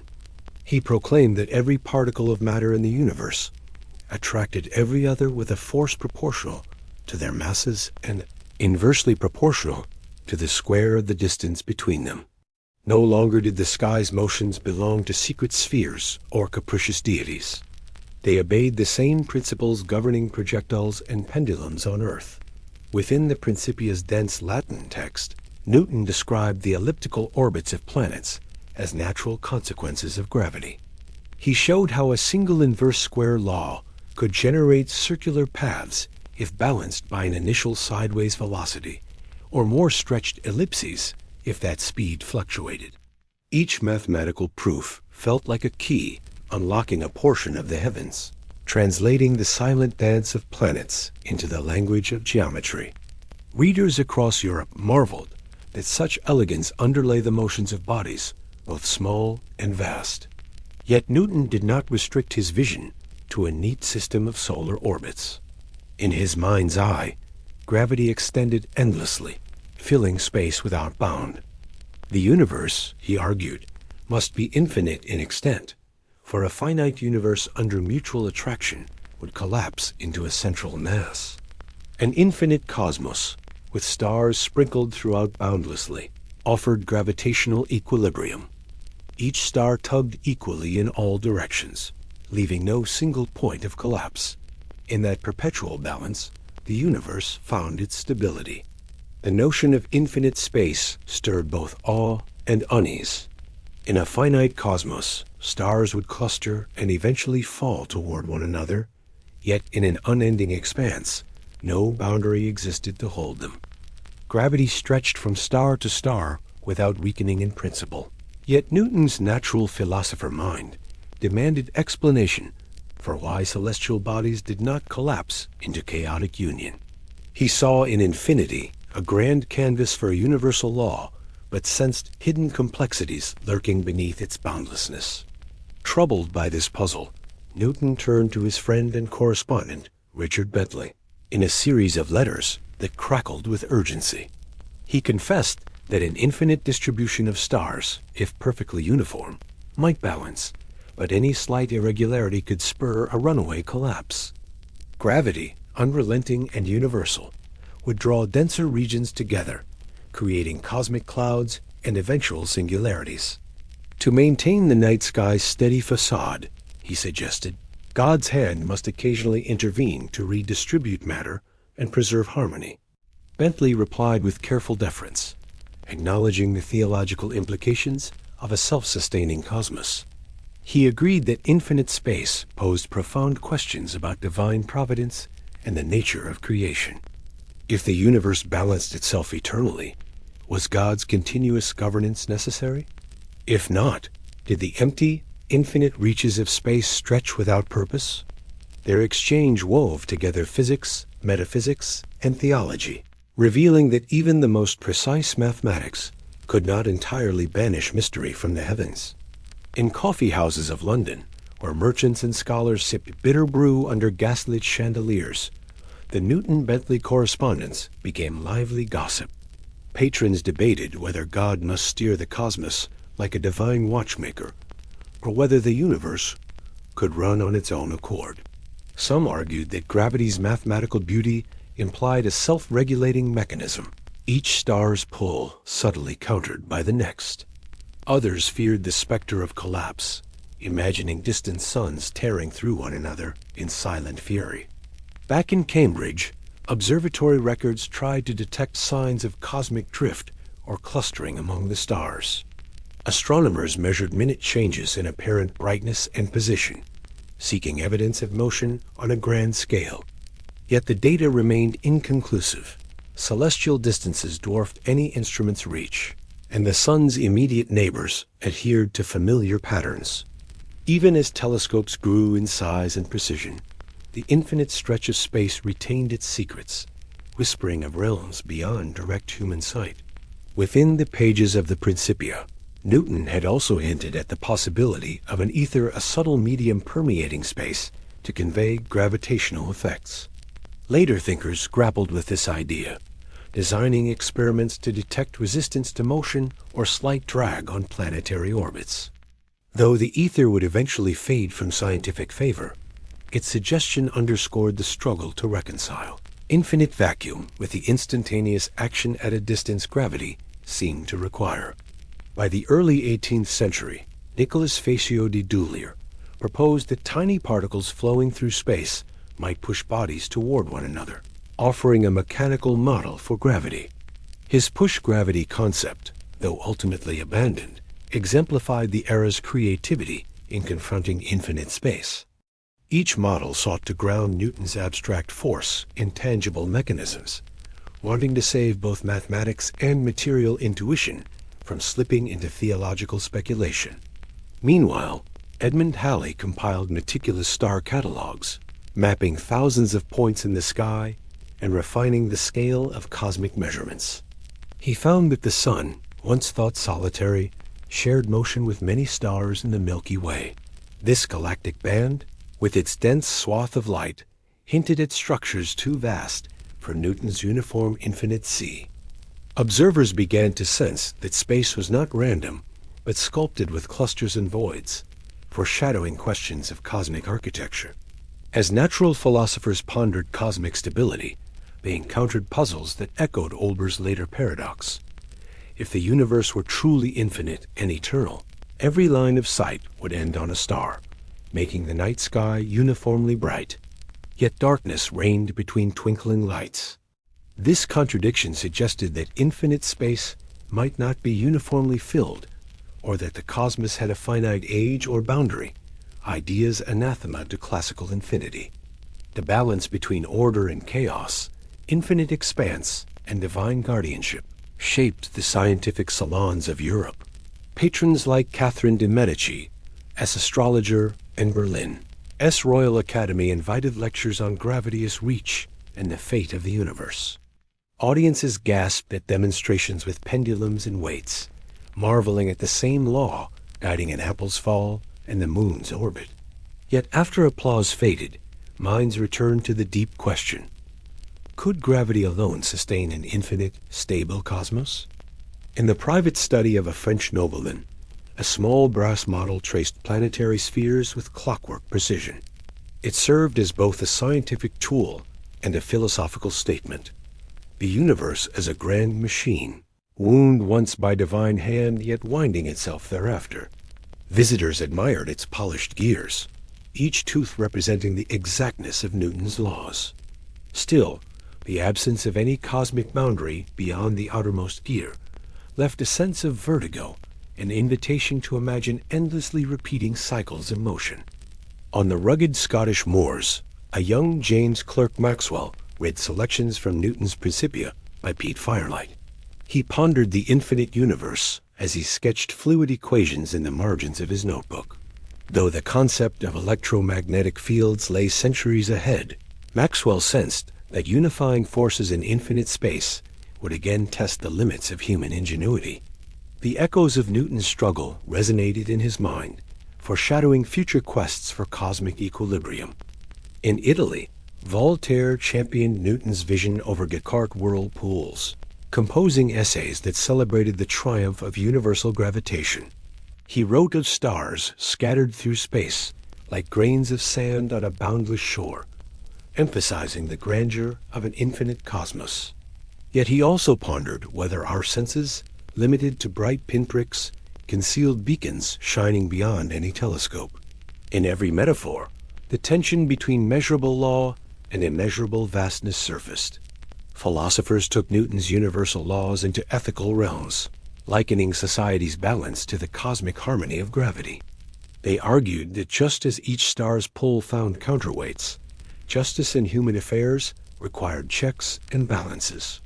This moral cosmology seeped into political thought, influencing theories of government, where power dispersed prevented collapse into tyranny. Newton's infinite universe thus shaped discussions far beyond the observatory. By the mid-18th century, mathematicians developed statistical mechanics to address systems of countless particles and other attempt to reconcile local rules with global stability. Though aimed primarily at gases and solids, These ideas echoed Newton's cosmic concern. How do enormous assemblies of interacting bodies avoid runaway collapse or chaotic divergence? The methods of probability offered glimpses into the laws governing many body dynamics, bridging terrestrial experiments and celestial puzzles. In quiet university gardens, students debated whether a boundless universe could truly exist or if some cosmic horizon lay hidden. They speculated on the nature of space itself. Was it an empty container or a property of relations between bodies? Leibniz, ever the rival to Newton, maintained that space was nothing but the order of coexisting things, rejecting absolute infinity. Their philosophical duel enriched the era's understanding of space, motion, and existence. As the Enlightenment dawned, the infinite universe transformed from a theological crux into a public fascination. Encyclopedias chronicled Newton's achievements alongside articles on anti-gravity machines and proposals for celestial navigation. Poets evoked the endless void with daring imagery, while dramatists staged dialogues between Democritus, Newton, and God. The night sky became both a scientific laboratory and a theater where ideas of infinity played out. In observatories of the Americas, officers of nascent universities installed telescopes aligned with European standards, mapping the southern skies that Newton had never seen. They measured star densities and sought signs of the universe's large-scale structure, applying gravitational principles learned from the Principia. Each new chart extended humanity's lens over infinite space, reinforcing the sense that Newton's struggle with balance and stability was a universal endeavor. By candlelight in private studies, later generations returned to Newton's letters to Bentley, marveling at their candor and complexity. They saw in his doubts the mark of a great mind, one able to devise universal laws, yet humble before the infinite. Newton's vision of a cosmos governed by a single principle remained a lodestar for science, even as new theories would refine, extend, and sometimes supplant his ideas. Tonight, when you step outside and tilt your head to the sky, you stand within that same infinite expanse Newton imagined. Every star feels bound by the pull of gravity, every galaxy part of a grand tapestry woven by timeless laws. Yet beyond sight's reach, darkness and mystery beckon, reminding us that the infinite still defies complete understanding. In that tension between universal law and cosmic vastness lies the true legacy of Newton's infinite space, inviting each generation to ponder balance, stability, and the enduring dance of all things.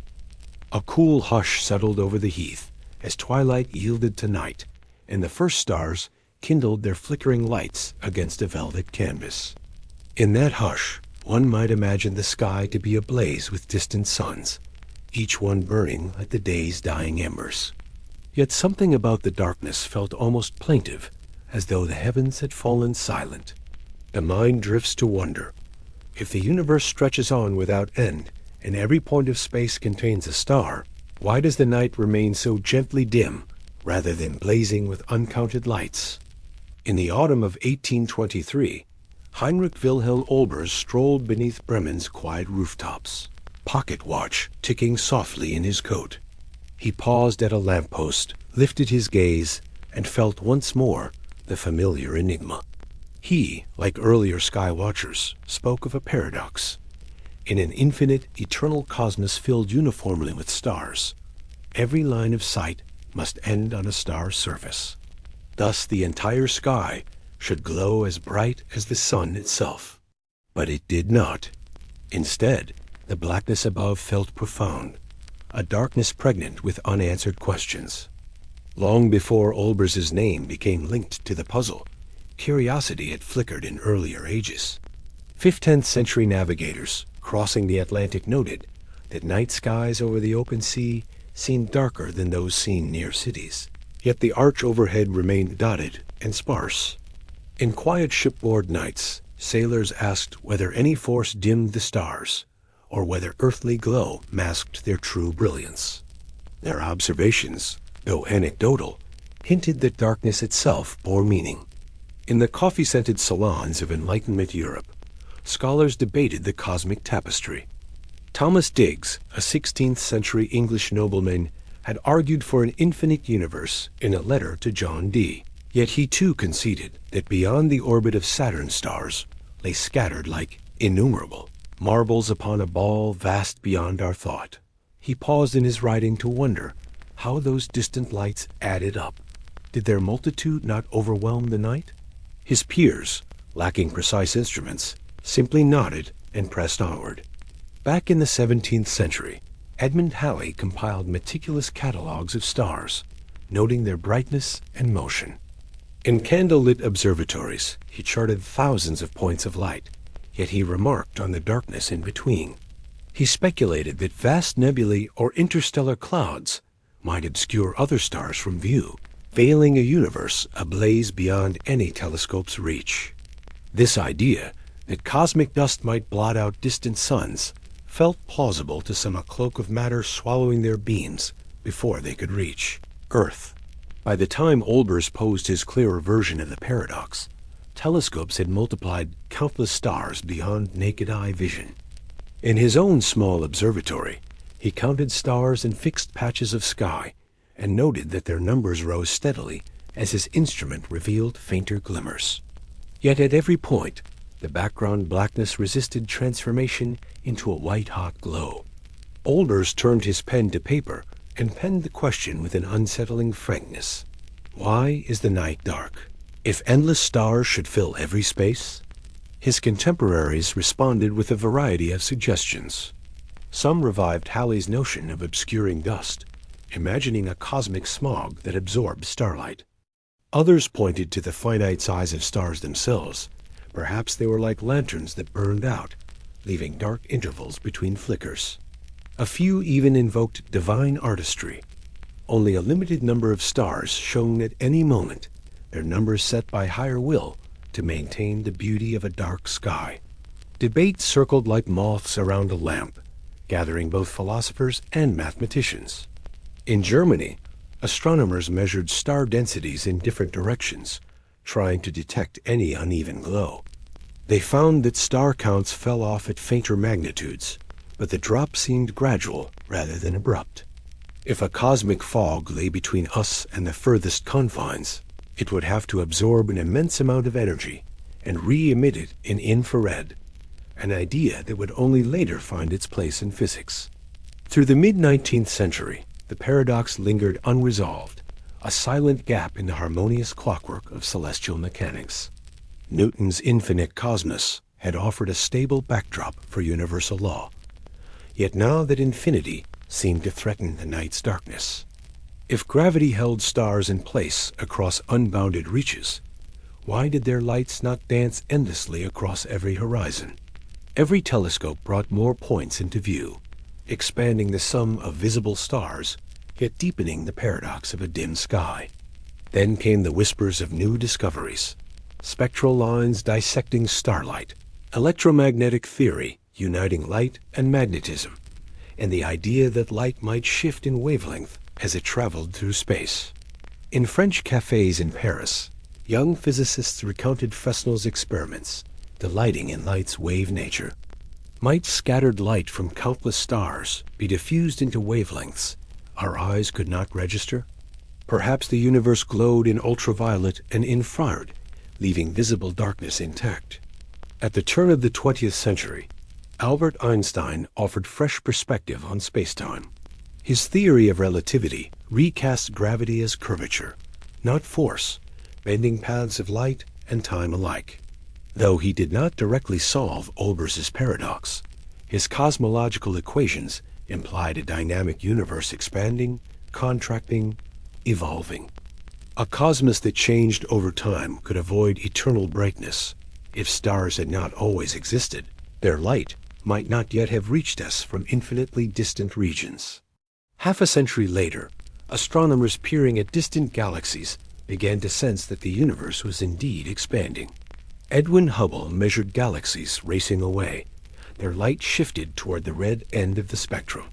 Those distant suns, whose light now traversed millions or billions of light years, appeared faint not only because of distance, but because the very fabric of space stretched their light to unseen wavelengths.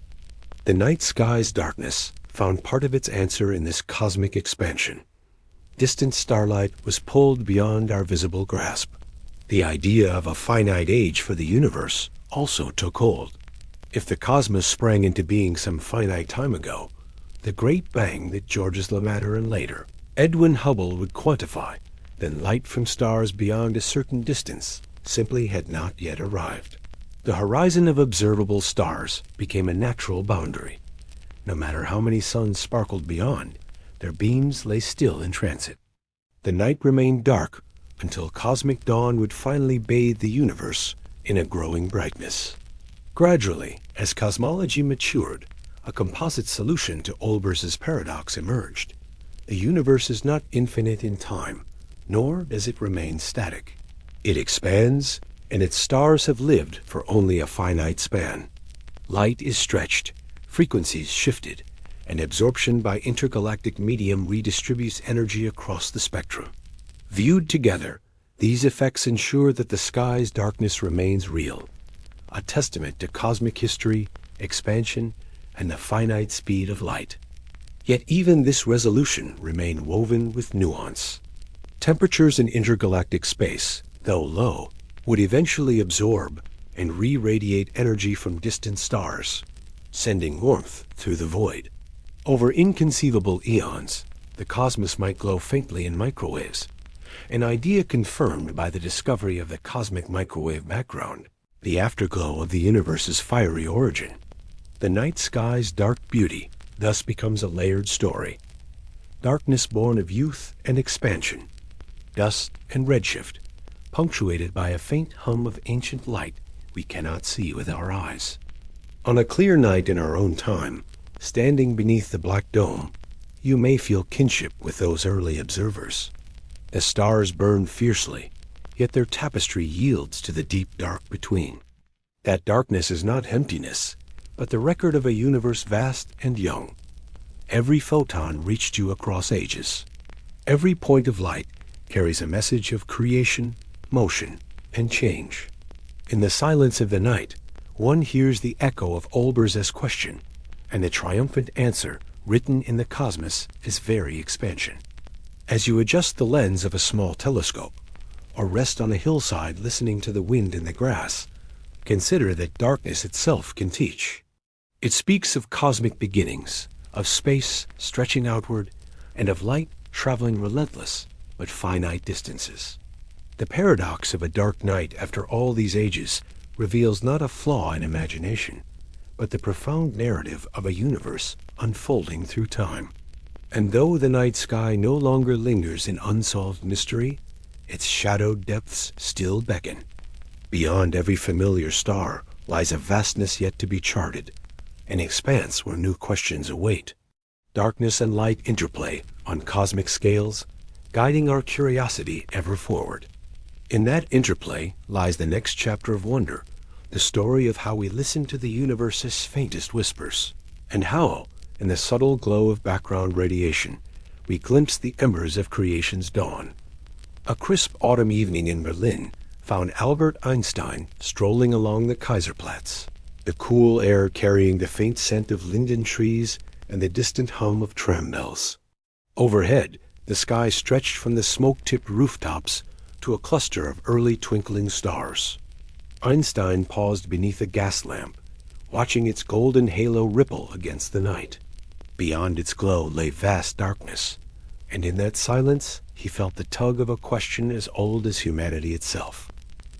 What lay at the edge of the universe, and could that edge ever be touched? Back in his study at the Prussian Academy of Sciences, Einstein returned to the chalkboard where he had inscribed field equations of general relativity just 2 years before. He traced his finger along the swirls of symbols that described how matter molded space and time. Yet those equations, triumphant as they were, seemed incomplete. They predicted a cosmos that could expand or contract outcomes he found unacceptable in 1917, when the prevailing belief held creation as a fixed, unchanging whole. To reconcile his theory with a static universe, Einstein introduced a new term, the cosmological constant. In the hush of his study, by lamplight, and the muted ticking of the clock. He added this mysterious factor to counteract gravity's relentless pull. With its inclusion, he found a peculiar equilibrium, an eternal cosmos, neither collapsing inward nor unfurling outward. Though the adjustment felt ad hoc, it offered the first glimpse of a universe finite in size yet unbounded, curving back upon itself like the surface of a sphere. He pondered this geometry with an engine of thought honed by years of mathematical exploration. In his mind's eye, space was no longer infinite planes stretching to unknowable ends, but a closed loop in 3 dimensions. To travel in any straight line would eventually bring one back to the starting point, as if walking east on Earth's surface. That notion of finite but unbounded captivated him, promising a cosmos without edges and without infinities that might undermine physical law. At the Academy's weekly colloquium, Einstein unveiled his modified equations to colleagues hardened by Lorentz, electrodynamics, and Planck's ice quantum leaps. He drew diagrams on the chalkboard, a simple circle representing a one-dimensional analog, then a sphere for 2 dimensions, and finally the elusive 3-sphere of real space. The room fell silent as his peers absorbed the vision. An orderly cosmos of constant curvature, each point equivalent, no boundary fence to mark an end. Yet not all shared his confidence.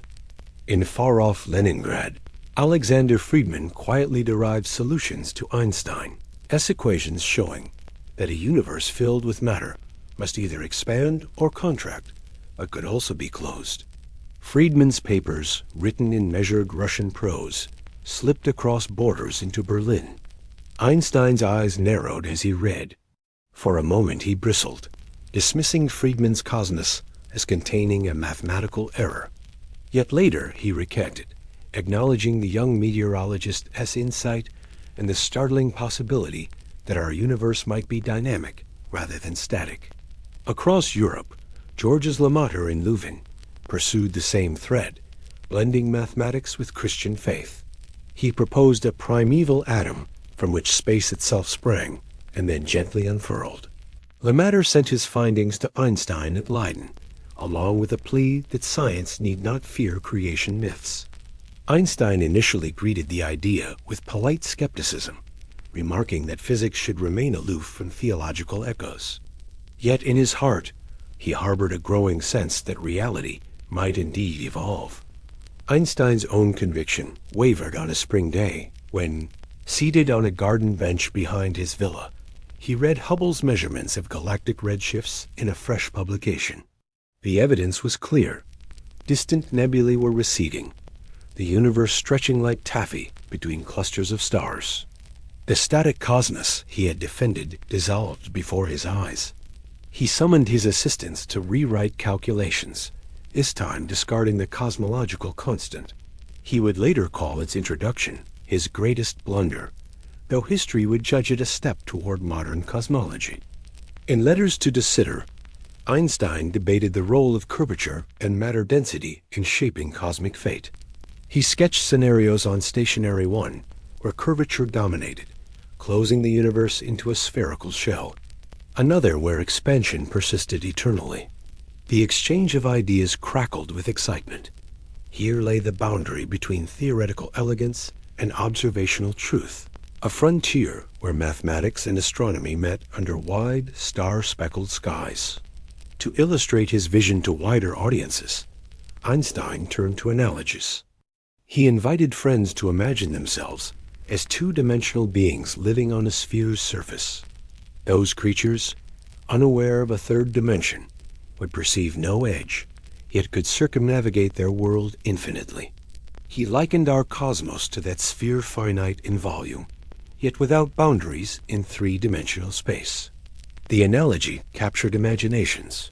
Poets and philosophers alike mused on living in a cosmic bubble, afloat in the larger sea of hyperspace. In lectures at Princeton, Einstein drew curved lines on blackboards as eager students traced their eyes across arcs representing space's curvature.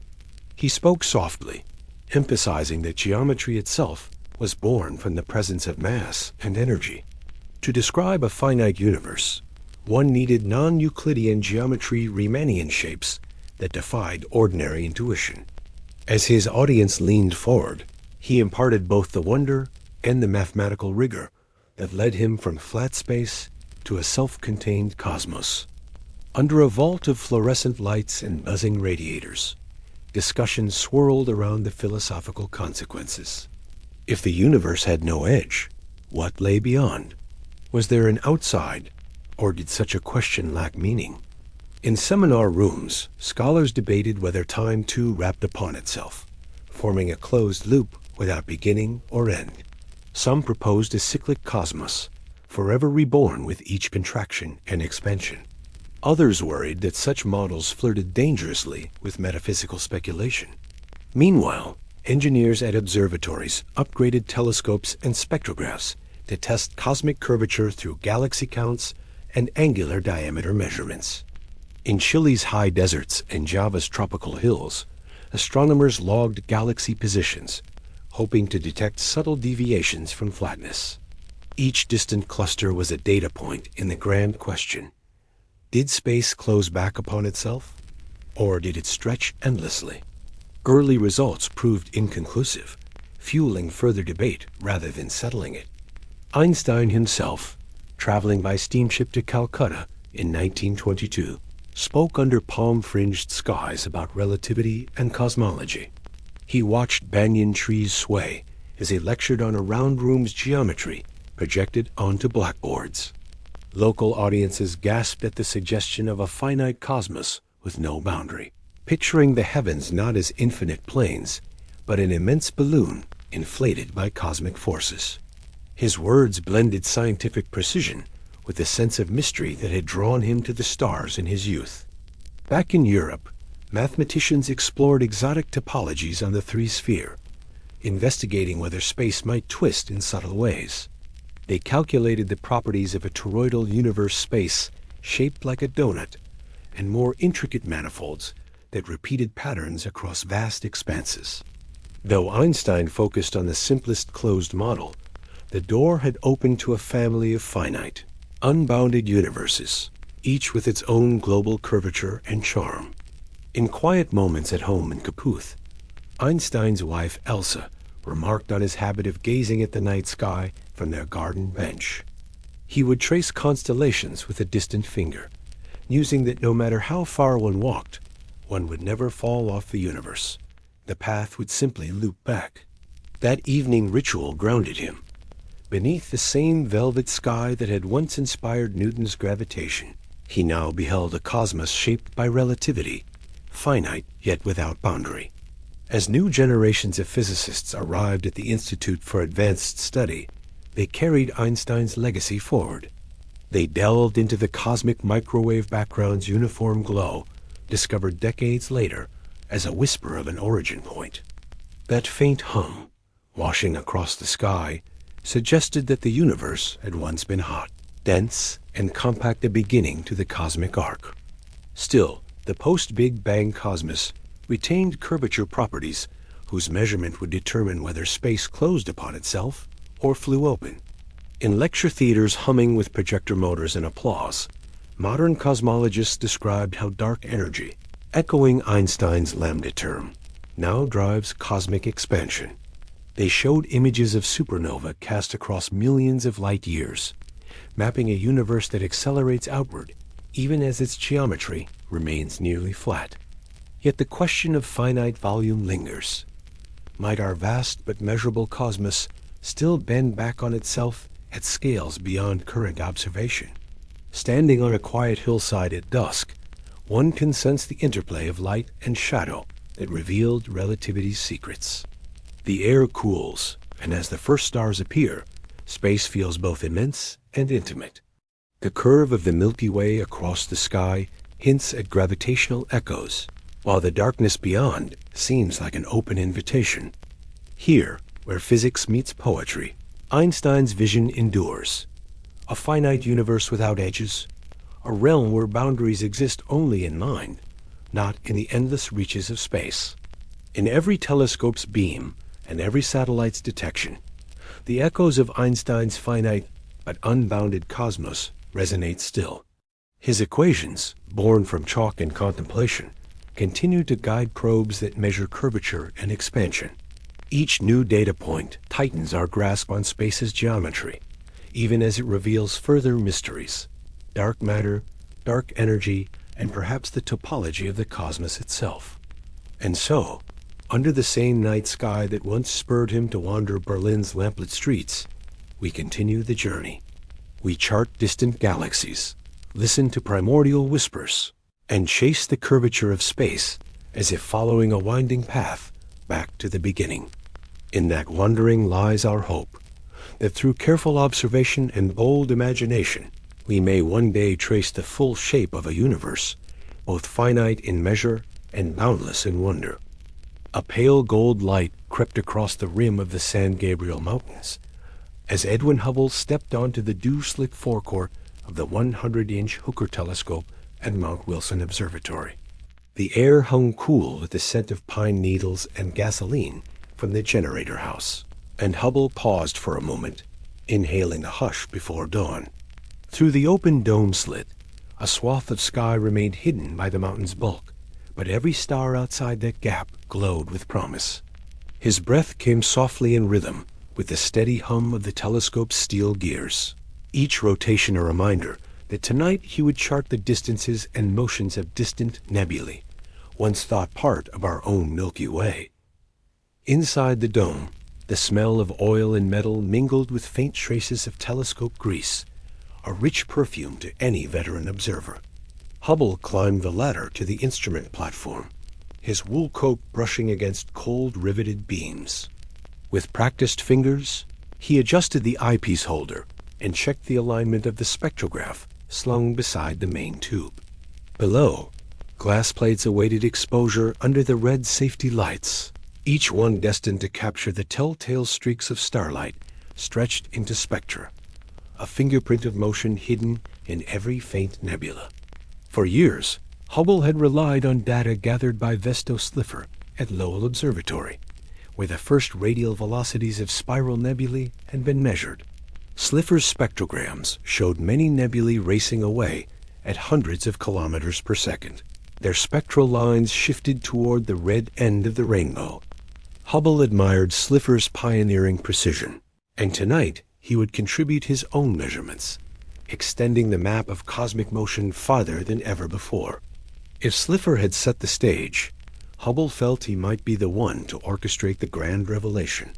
At midnight, when Earth's shadow lay heavy on the eastern horizon, Hubble peered through the eyepiece at the Andromeda Nebula. Once a fuzzy patch only dimly resolved in smaller telescopes, Andromeda now revealed individual stars and novae against its hazy swirl. Hubble recalled the thrill of discovering Cepheid variables in that nebula pulsating stars, whose period luminosity relation offered a stellar yardstick.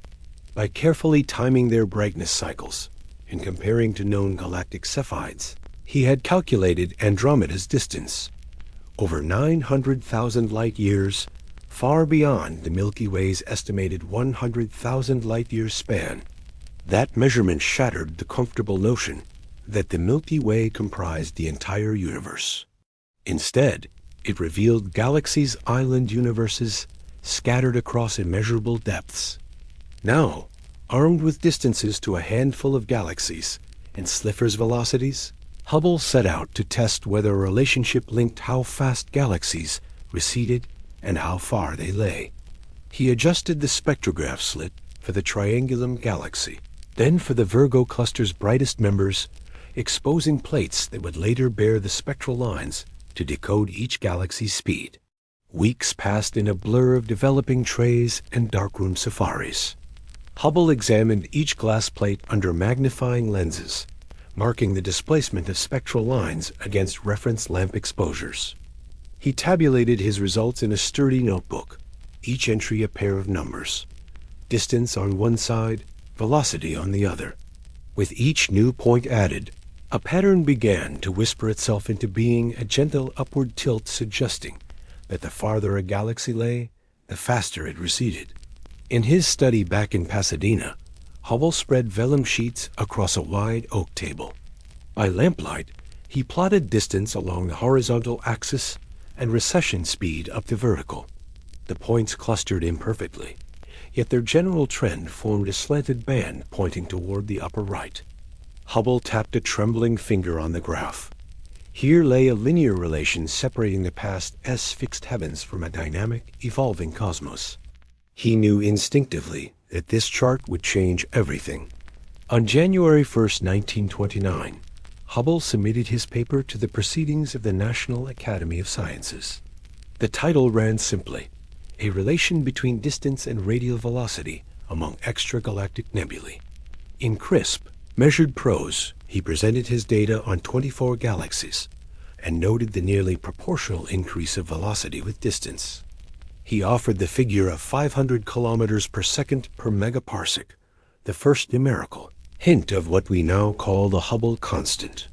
Yet even as he wrote, Hubble couched his interpretation with caution, aware that observational errors and cosmic variance left room for refinement. When the issue reached readers in Washington and New York, astronomers hunched over the printed pages in quiet libraries. Some brushed their glasses with silk cloths before rereading Hubble's tables.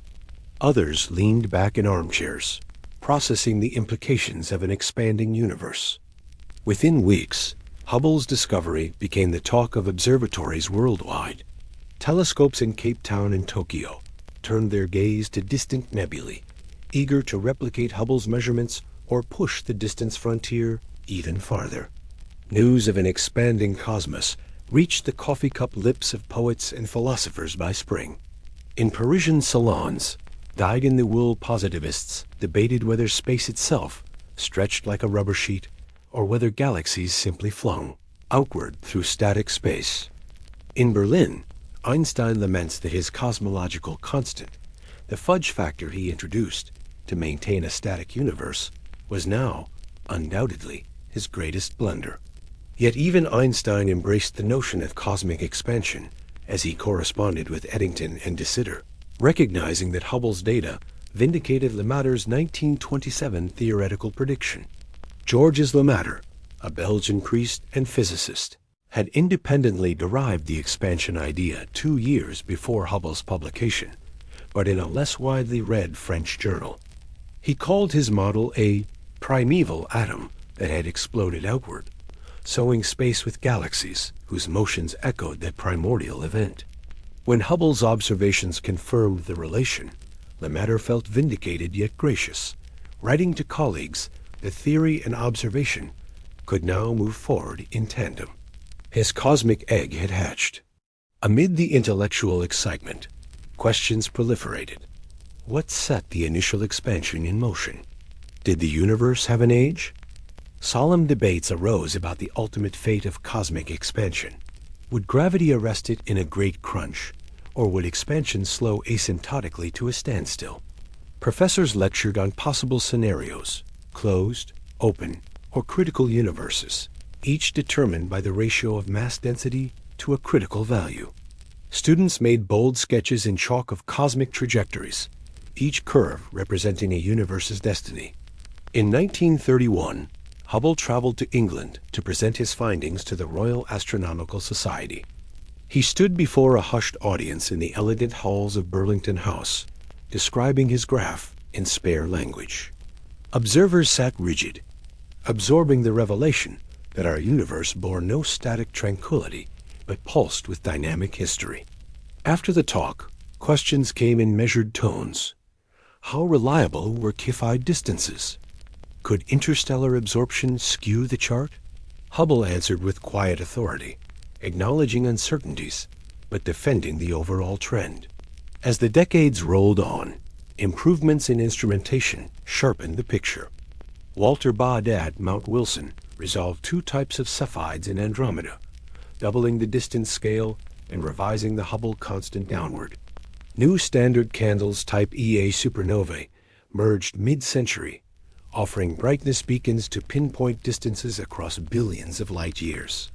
The expansion rate's value fluctuated in contention between competing camps, yet the universe's dynamic nature remained indisputable. In 1998, Two independent teams studying distant supernova discovered that cosmic expansion was accelerating, driven by a mysterious dark energy. The universe's history proved more complex than a simple deceleration under gravity. An unseen force now stretched space ever faster. Hubble, as original linear relation, became one curve among many in a plot-mapping expansion history, from quick early inflation through matter-dominated slow-down to late-time acceleration. The dynamic cosmos assumed new layers of intrigue. Back on Mount Wilson's dome, the 100-inch telescope now stands silent, replaced by larger instruments atop Mauna Kea and Cerro Paranal. Yet visitors still climb those ladders at twilight, tracing the steps of Hubble and Slipher. They peer through modern spectrographs and charge-coupled detectors, aware that each spectrum still carries a Doppler shift encoding cosmic motion. The old dome's steel bones whisper tales of first glimpses into an expanding realm. Today, when you depart a quiet countryside under a canopy of stars, you inherit Hubble's legacy. Every galaxy you glimpse through binoculars or a backyard telescope partakes in cosmic flight, its light stretched, its motion woven into an ever-unfolding narrative. The night sky, once deemed immutable, pulses with a story of origins and evolution, forces sculpting space over eons. Hubble's revelation remains a milestone, a reminder that our universe has a dynamic past and that every observation propels us deeper into its unfolding tale. In that unfolding, we find our place not at the center of a static stage, but amid a living, breathing cosmos. Each new survey of galaxy clusters, each map of cosmic microwave background ripples, builds upon Hubble's simple graph of velocity versus distance. Through his eyes, we first saw that the universe lives in time, that space itself stretches, and that the past stretches behind us like a road receding into dawn's first light. And in that dawning, human imagination continues to reach beyond horizons, charting history among the endless dance of galaxies drifting ever outward. A faint hum of static filled the air at the Holmdel-Horn antenna late one winter evening in 1964, as Arno Penzias and Robert Wilson sat bundled in heavy coats against the chill. The dish stood high on its mount, a monstrous metal ear tuned to the heavens, its surfaces frosted with ice that glittered like distant stars. Every few seconds, a steady hiss crackled in their headphones, an unrelenting background noise they could not shake. They rewound tape after tape, but the hiss persisted. They cleaned away nests of pigeons and their droppings, replaced every component in the signal chain, yet the static refused to vanish. Nearby, at Princeton University's physics department, Robert Dick and James Peebles were building a sensitive microwave receiver of their own, convinced that relic radiation from the universe's fiery birth might still linger. In tidy lecture halls, scented of chalk dust and coffee, they had wrestled through equations predicting a cold, pervasive glow pervading space. They called it the relic radiation, a fingerprint of a time when all matter and light danced together in a hot, dense plasma. Now they hoped to peer back through eons and catch the faint afterglow of that primordial fire. Decades earlier, in the swirl of Manhattan's World War II, laboratories George Gamow and his students Ralph Alpher and Robert Herman had first calculated that the universe's early heat would cool to a few degrees above absolute zero. They scribbled numbers on scraps of paper in corridors lit by buzzing fluorescence, their minds teeming with visions of atoms forming from seething energy. They predicted a present-day temperature around 5 Kelvin, but few took the calculation seriously. Theoretical whispers of a cosmic microwave background remained buried beneath more immediate wartime concerns. When Penzias and Wilson finally heard of Dick's receptor project, they realized that their stubborn noise might be something far greater than an engineering fault. They rang the Princeton lab one evening, breathless with anticipation, and described the persistent hiss. Over the crackle of old telephone lines, the two pairs of names Penzias and Wilson, Dick and Peebles, locked together in a cosmic collaboration born of chance and curiosity. In a moment that would echo through scientific history, they recognized that the hissing noise was the universe speaking across billions of years. As they calibrated their instruments and compared notes, they learned that the hiss formed a near-perfect black-body spectrum at about 3.5 Kelvin, close to Alpher and Hermann's prediction. In the hush of the Holmdel control room, Penzias and Wilson realized they had stumbled upon relic radiation from the Big Bang itself. Photons set free when atoms first formed nearly 380,000 years after creation had cooled over cosmic time, stretching their wavelengths into the microwave band, but retaining the thermal signature of an ancient furnace. That realization transformed the night sky into a radiant tapestry unseen by naked eyes. Where once humans saw only pinpoints of starlight, now instruments revealed a uniform glow drifting across every patch of sky. It was the cooled echo of the universe's infancy, still warm enough to whisper secrets of its origins. With each calibrated measurement, the cosmic background glow took form, mapping a primordial surface we would never touch, but could forever observe. To peer into that glow is to look back across time. Each photon captured by a radio dish traveled on a 13.8 billion year journey, bearing witness to the birth of atoms and the first flickers of structure. The cosmic photosphere, the surface from which these photons last scattered, lies at the edge of our observable universe, no matter which direction we look. It wraps around us like a distant shell, an echo of a universe too young to show its full shape, yet old enough to tell its own story. Ground-based telescopes revealed only the uniform warmth at first, but space-borne observers soon took up the challenge. In 1989, NASA lofted the Cosmic Background Explorer, COBE, into orbit, where its instruments cooled near absolute zero to detect minute anisotropies. For months, COBE's detectors measured the sky's microwaves, mapping temperature variations across the celestial sphere with unprecedented sensitivity. In 1992, the first results arrived, a faint patchwork of hot and cold spots, fluctuations of only tens of microkelvin rippling through the primordial glow. Inside NASA's Goddard Institute, researchers gathered around grainy printouts, instinct pounding in their veins. Each speck on COBE's full sky map held the imprint of primordial sound waves echoing through the plasma. Under dim laboratory lighting, they traced swirling patterns that would become the blueprint for galaxies, clusters, and cosmic voids. The seemingly random patches now appeared as the seeds of all structure, slight density variations destined to grow under the relentless pull of gravity. Those fluctuations carried vital clues to the universe's geometry. The angular size of the first hot and cold regions, about 1 degree across, hinted at space's overall curvature. If the universe were closed like a sphere, those spots would appear larger, while an open, saddle-shaped cosmos would shrink them. COBE's course map could only approximate this, but it set the stage for future missions. Its detection of anisotropies confirmed that the simple, infinite Euclidean vision of space needed refinement. In 2001, amid the quiet hum of mission control, NASA launched the Wilkinson Microwave Anisotropy Probe, WMAP. It orbited the L2 Lagrange point, far from Earth's microwave chatter, painting the sky in precise false-color swaths of red and blue.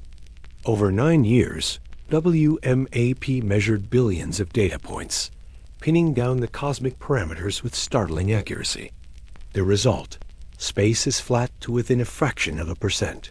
The universe's age is 13.77 billion years, and ordinary matter contributes a mere 5% of its content. Scientists pored over WMAP's maps in hushed seminar rooms, tracing the outlines of acoustic peaks in the power spectrum. Those peaks encoded the densities of baryons, dark matter, and dark energy, the 3 components that govern cosmic evolution. Each peak's height and spacing whispered of how photons and plasma dance together before decoupling. The third peak, subtle but unmistakable, spoke of dark matter's unseen gravitation, shaping fluctuations invisible to light. A few years later, the European Space Agency launched Planck, a mission designed to sharpen the cosmic portrait further. Suspended above Earth's thermal blanket, Planck's detectors cooled to millikelvin temperatures, capturing anisotropies down to arc-minute scales. Its maps revealed new anomalies, a cold spot that seemed colder than theory predicted, and hints of alignment in large-scale modes. These curious features teased researchers into questioning whether space held surprises beyond the standard model. Planck's precise measurements revised the universe's ingredients. Roughly 4.9% ordinary matter, 26.8% dark matter, and 68.3% dark energy. The cosmos remained flat within measurement error, a remarkable affirmation of inflation's sweeping claim that space stretched smooth in its first instance. The inflationary paradigm found strong support in the near-scale invariance of fluctuations. Their Gaussian distribution and slight tilt toward larger scales predicted by quantum processes in the universe's birth throes. Beyond temperature patterns, the cosmic background glow also displayed polarization subtle, alignments of microwave light scattered by electrons in the early plasma. Experiments like DASI first detected E-mode polarization, revealing complementary information about how density fluctuations and gravitational potentials intertwine. Then groups like BICEP and Polar Bear aimed at the elusive B-mode pattern, a swirling signature of primordial gravitational waves. Though initial excitement over claimed detections yielded to caution and deeper analysis, the quest for B-modes continues to drive cutting-edge observatories to the South Pole and the Atacama Desert. On the ground, arrays of telescopes such as the South Pole Telescope and the Atacama Cosmology Telescope survey small patches of sky at multiple frequencies. They measure subtle distortions in the cosmic background glow caused by galaxy clusters pressing on microwaves via the Sun-Yav-Zeldovich effect. Through this effect, hot gas in clusters scatters CMB photons, leaving faint shadows that trace the cosmic web's filaments and voids. Combining these surveys with large galaxy catalogs, astronomers piece together the universe's large-scale structure. Every new measurement refines our grasp of cosmic history. The dipole anisotropy, a warming in one hemisphere of the sky and cooling in the opposite, reveals our solar system's motion at some 370 kilometers per second toward the constellation Leo. Beyond that dipole, higher multipoles testify to quantum fluctuations magnified by inflation, fossil echoes of a universe smaller than an atom. Each line in the power spectrum, each contour in the full sky map offers a datum point on the curve of cosmic time. In university observatories around the globe, students gather to analyze CMB datasets, learning how to tease out faint signals from galactic foregrounds and extragalactic sources. They write code to subtract dust emission, model free and synchrotron radiation, and calibrate beam profiles. As their screens glow with color-coded maps, they feel the same thrill that drove Penzias, Wilson, and Dick. A sense of cosmic detective work, of pursuing a trail that leads all the way back to creation's threshold. Future missions like CMBS-4 and the Lightbird satellite aim to map polarization with unprecedented sensitivity. They hope to uncover primordial B modes that would confirm inflation and reveal the energy scale of the universe's earliest expansion. Meanwhile, 21-centimeter cosmology seeks to chart the dark ages before the first stars ignited, using hydrogen's faint emission to extend the cosmic record beyond the 380,000-year mark. These approaches promise to fill the gaps in our timeline, knitting together the universe's story from the first flicker of light to today as starry heavens. Standing beneath a moonless sky, you feel the cosmic background glow all around you, invisible yet immensely present. The cold darkness between stars seems alive with a latent warmth, a whisper from the moment when matter and light first parted ways. Every particle of the universe, every galaxy tracing its recessional path carries the imprint of those primordial ripples. In that ancient light's hush, you sense the universe's size, its age, and the geometry that shapes its destiny. The glow remains constant across the sky, offering a cosmic canvas on which the universe's shape is drawn. Its uniformity across great distances points to an early inflationary stretch, while tiny anisotropies sketch the map of structure from clusters to filaments. It tells of a cosmos finite in age, yet unbounded in extent, a grand arena set in motion by forces we are only beginning to understand. Through this faint radiation, the universe reveals itself as both knowable and endlessly mysterious. A soft breeze stirred the grass outside the mountain observatory, carrying the cool scent of pines and the faint hiss of distant crickets. Inside, a lone astronomer leaned over a well-worn table, quill poised above parchment, as he pondered the question that had haunted thinkers for centuries. What shape does the universe truly take? His oil lamp cast dancing shadows on stacks of journals and celestial maps, a gentle reminder that the cosmos might be flat like a tabletop, curved like a globe, or saddle-shaped like the surface of a fine saddle. Outside, the night sky revealed its tapestry of stars, each pinprick of light hinting at mysteries beyond measure. In the silence, the mind's eye traced invisible arcs between constellations, wondering if those paths curved inward toward an unseen center or diverged to infinity. The astronomer closed his eyes for a moment, feeling the hush of space wrap around him like a heavy cloak, and imagined walking in a straight line until the world itself folded back beneath his feet. On a slate blackboard in a university hall, a professor sketched a straight grid of lines, each intersection representing a corner of Euclidean space. He tapped the chalk thoughtfully, explaining that in a flat universe, parallel lines never meet, and triangles always add to 180 degrees. Students in the wooden pews followed his diagram with curiosity, noting that a flat cosmos promised an infinite expanse, stretching onward without boundary or shape. A few blocks away, in a candlelit study lined with leather-bound volumes, another scholar drew a circle and labeled it spherical space.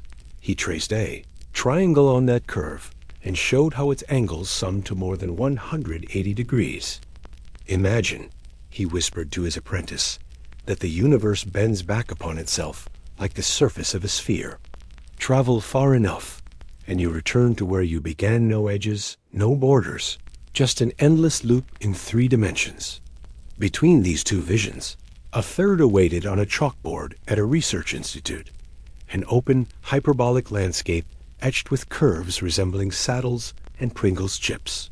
There, triangles totaled less than 180 degrees, and parallel lines diverged endlessly. The mathematician who drew it leaned back, eyes alight, and described a universe with negative curvature one that expanded so rapidly at its edges that even light itself would race away into ever-widening voids. In 1922, Alexander Friedmann sat at his desk in Leningrad, scribbling equations that permitted all 3 cosmic shapes. By candlelight, he balanced gravitational attraction and cosmic expansion, discovering models that could be open, closed, or exactly flat depending on the universe's density. His hand trembled as he realized that geometry and fate were one. The shape of space might determine whether the cosmos would recollapse in fiery doom, drift on forever, or settle into a gentle, unending stretch. Word of Friedmann's models spread slowly, carried by typed letters across snowy plains and creaking ships.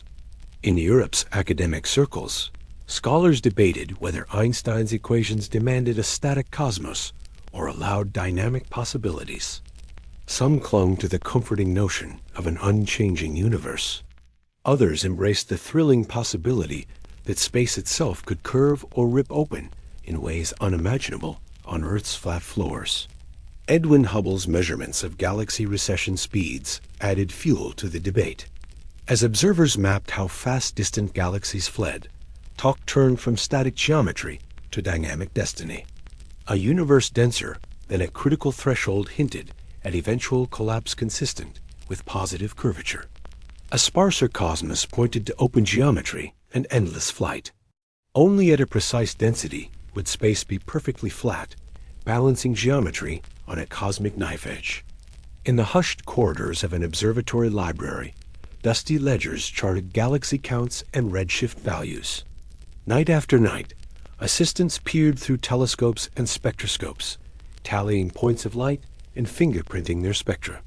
Each data point inched them closer to estimating the universe's density, and with it, its curvature. The library's scent of old paper and faint metal filings felt like proof that human hands could read the cosmos's shape. At swanky conferences in Geneva and Cambridge, physicists and astronomers delivered talks on omega, the ratio of actual density to critical density. Speakers described three regimes: omega greater than 1 for closed space, equal to 1 for flat, and less than 1 for open. Lively debates ensued over measurement errors, dust obscuration, and the role of dark matter.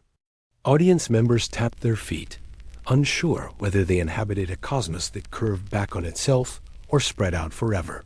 By the late 1960s, studies of galactic clusters and rotational curves suggested missing mass dark matter that boosted the universe's density beyond visible matter alone. Enthusiasts of a closed cosmos cheered, believing omega might exceed unity and curve space into a finite but unbounded globe. Others worried that too much matter would spell eventual collapse in a big crunch, a fiery finale to cosmic history. Meanwhile, theorists entertained the flat miracle, a universe balanced precisely at critical density. Some invoked inflationary cosmology, a brief burst of exponential expansion in the universe's first instance. That rapid growth would have ironed out curvature, driving space toward near flatness like stretching dough into an endless sheet. Inflation. Architects spoke of quantum fluctuations, seeding galaxies, and demanded observational tests to confirm their shape-smoothing prediction. In the early 2000s, satellites like WMP and Planck mapped the cosmic microwave background's ripples across the sky. Their data revealed first peak angular scales, matching a flat universe's signature. Researchers convened in quiet control rooms, poring over color-coded maps showing temperature variations less than 1 part in 100,000. The consensus grew. Space was astonishingly flat, deviating from Euclid's geometry by less than 1%.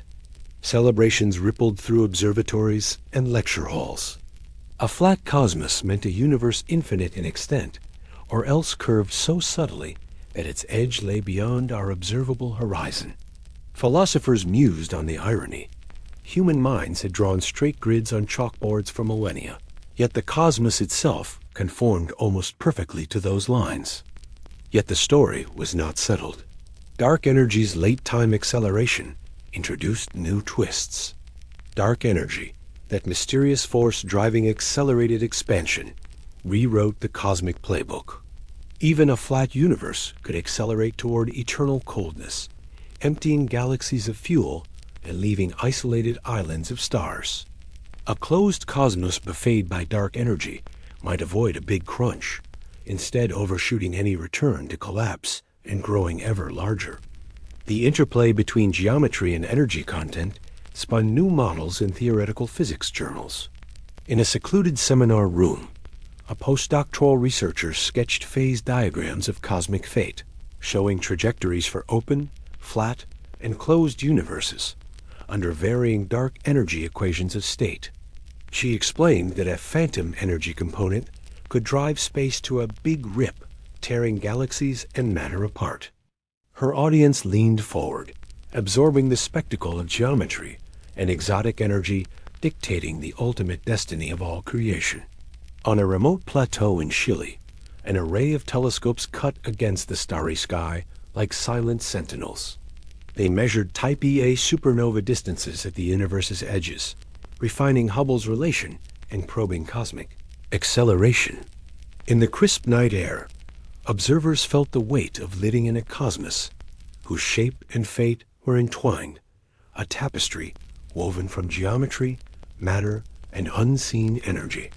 Amid these global efforts, debates continued over whether the universe's actual volume was finite or infinite. A closed spherical cosmos of positive curvature had a finite volume, yet no boundary travel in any direction would loop you home.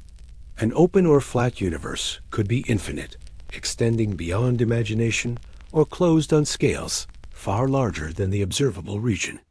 The mind's compass struggled to navigate such vast abstract possibilities.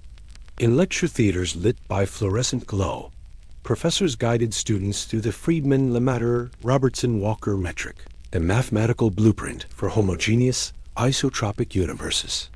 They showed how curvature entered the metric's spatial term: positive for closed, 0 for flat, negative for open.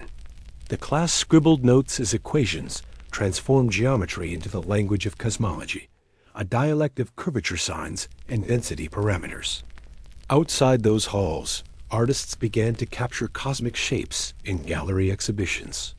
Sculptures of minimal surfaces and curved forms invited viewers to walk around and within them, hinting at how space itself might curve.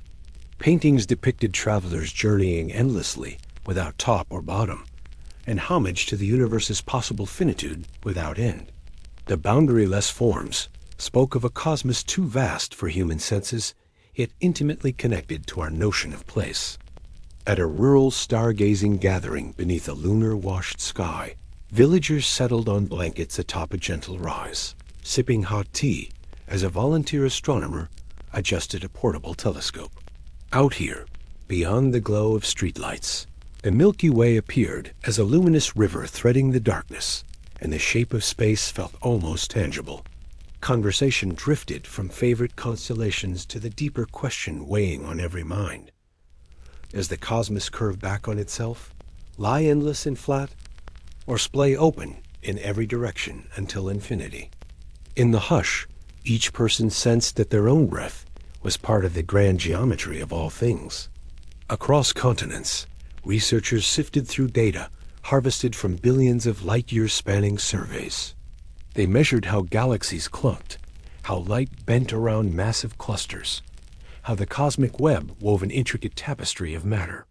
Each new observation, be it the subtle deflection of starlight by a foreground halo or the distribution of faint quasars, tilted the odds in favor of near-zero curvature. Yet the margin of error remained stubbornly finite, a reminder that the universe might still hide a gentle bend just beyond our observational horizon. In lecture halls at prestigious institutes, professors wove together theory and measurement, guiding students through curved triangles, drawn on chalkboards, and cosmological parameters etched in meticulously calibrated slide rules. They urged young scholars to question assumptions. If the cosmos were exactly flat, parallel rays of light from distant galaxies would remain parallel. If positively curved, they would converge over mind-stretching distances. If negatively curved, they would diverge, imbuing the night sky with a subtle distortion. These thought experiments became mental exercises in geometry, pushing the limits of human imagination. Meanwhile, digital simulations churned through millions of virtual particles, each representing a galaxy or cluster influenced by gravity and dark energy. Supercomputers breathed life into toy universes, some closed and self-unfolding, others infinite planes. Still others exotic hybrids that warped and twisted.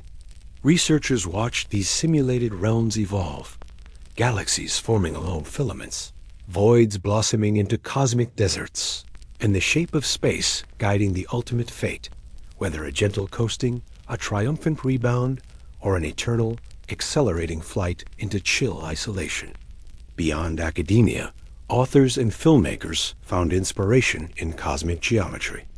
Novels traced protagonists who embarked on voyages through curved hyperspace, returning to their point of origin after journeys measured in billions of years. Science fiction epics depicted civilizations that harnessed cosmic curvature to shortcut across the cosmos, folding space like origami. In art galleries, sculptural installations invited visitors to walk through infinite mirrored corridors or step onto giant Mobius strips, tangible echoes of a universe with no edges. In small-town planetariums, audiences reclined beneath domed ceilings, painted with the latest sky surveys. Narrators guided them through immersive projections, showing flat space as a seamless grid, closed space as a finite globe they could circumnavigate, and open space as a saddle-shaped expanse curving away in all directions. Children gasped as simulated journeys carried their starship around a hidden loop, returning them to familiar stars' realizations so counterintuitive that they dissolved the boundary between science and wonder. Back at the summit of Mauna Kea, giant telescopes peered into the faint infrared glow of the early universe, mapping the distribution of ancient galaxies. By charting how density fluctuations imprinted themselves on the cosmic microwave background, researchers refined curvature estimates to 1 part in 10,000. The results piled in favor of flatness, yet the dark energy propelling accelerated expansion introduced a twist. It seemed to drive the cosmos toward ever flatter geometry, a cosmic coincidence both elegant and puzzling. In corridors lit by sodium lamps, cosmologists plotted phase diagrams of cosmic destiny, where geometry and energy determined the ultimate endgame. A closed universe might one day reverse its expansion in a promising big bounce, cycling through successive lifetimes. A flat cosmos could coast forever at ever-slowing speeds or accelerate under dark energy's sway into eternal remoteness. An open universe, even without dark energy, would drift outward indefinitely, stars growing dimmer as galaxies edged past each other into silent solitude. Each scenario carried profound implications for infinity. A truly closed cosmos, finite in volume yet without boundary, would contain only so much space and matter, but that space would loop back on itself so completely that travelers could in principle return to their starting point without encountering any wall or edge. A flat or open cosmos, by contrast, could be infinite, stretching in all directions without end, a boundless stage for an unending drama of galaxies and stars. Philosophers and theologians entered the conversation, exploring what an infinite cosmos meant for meaning and purpose.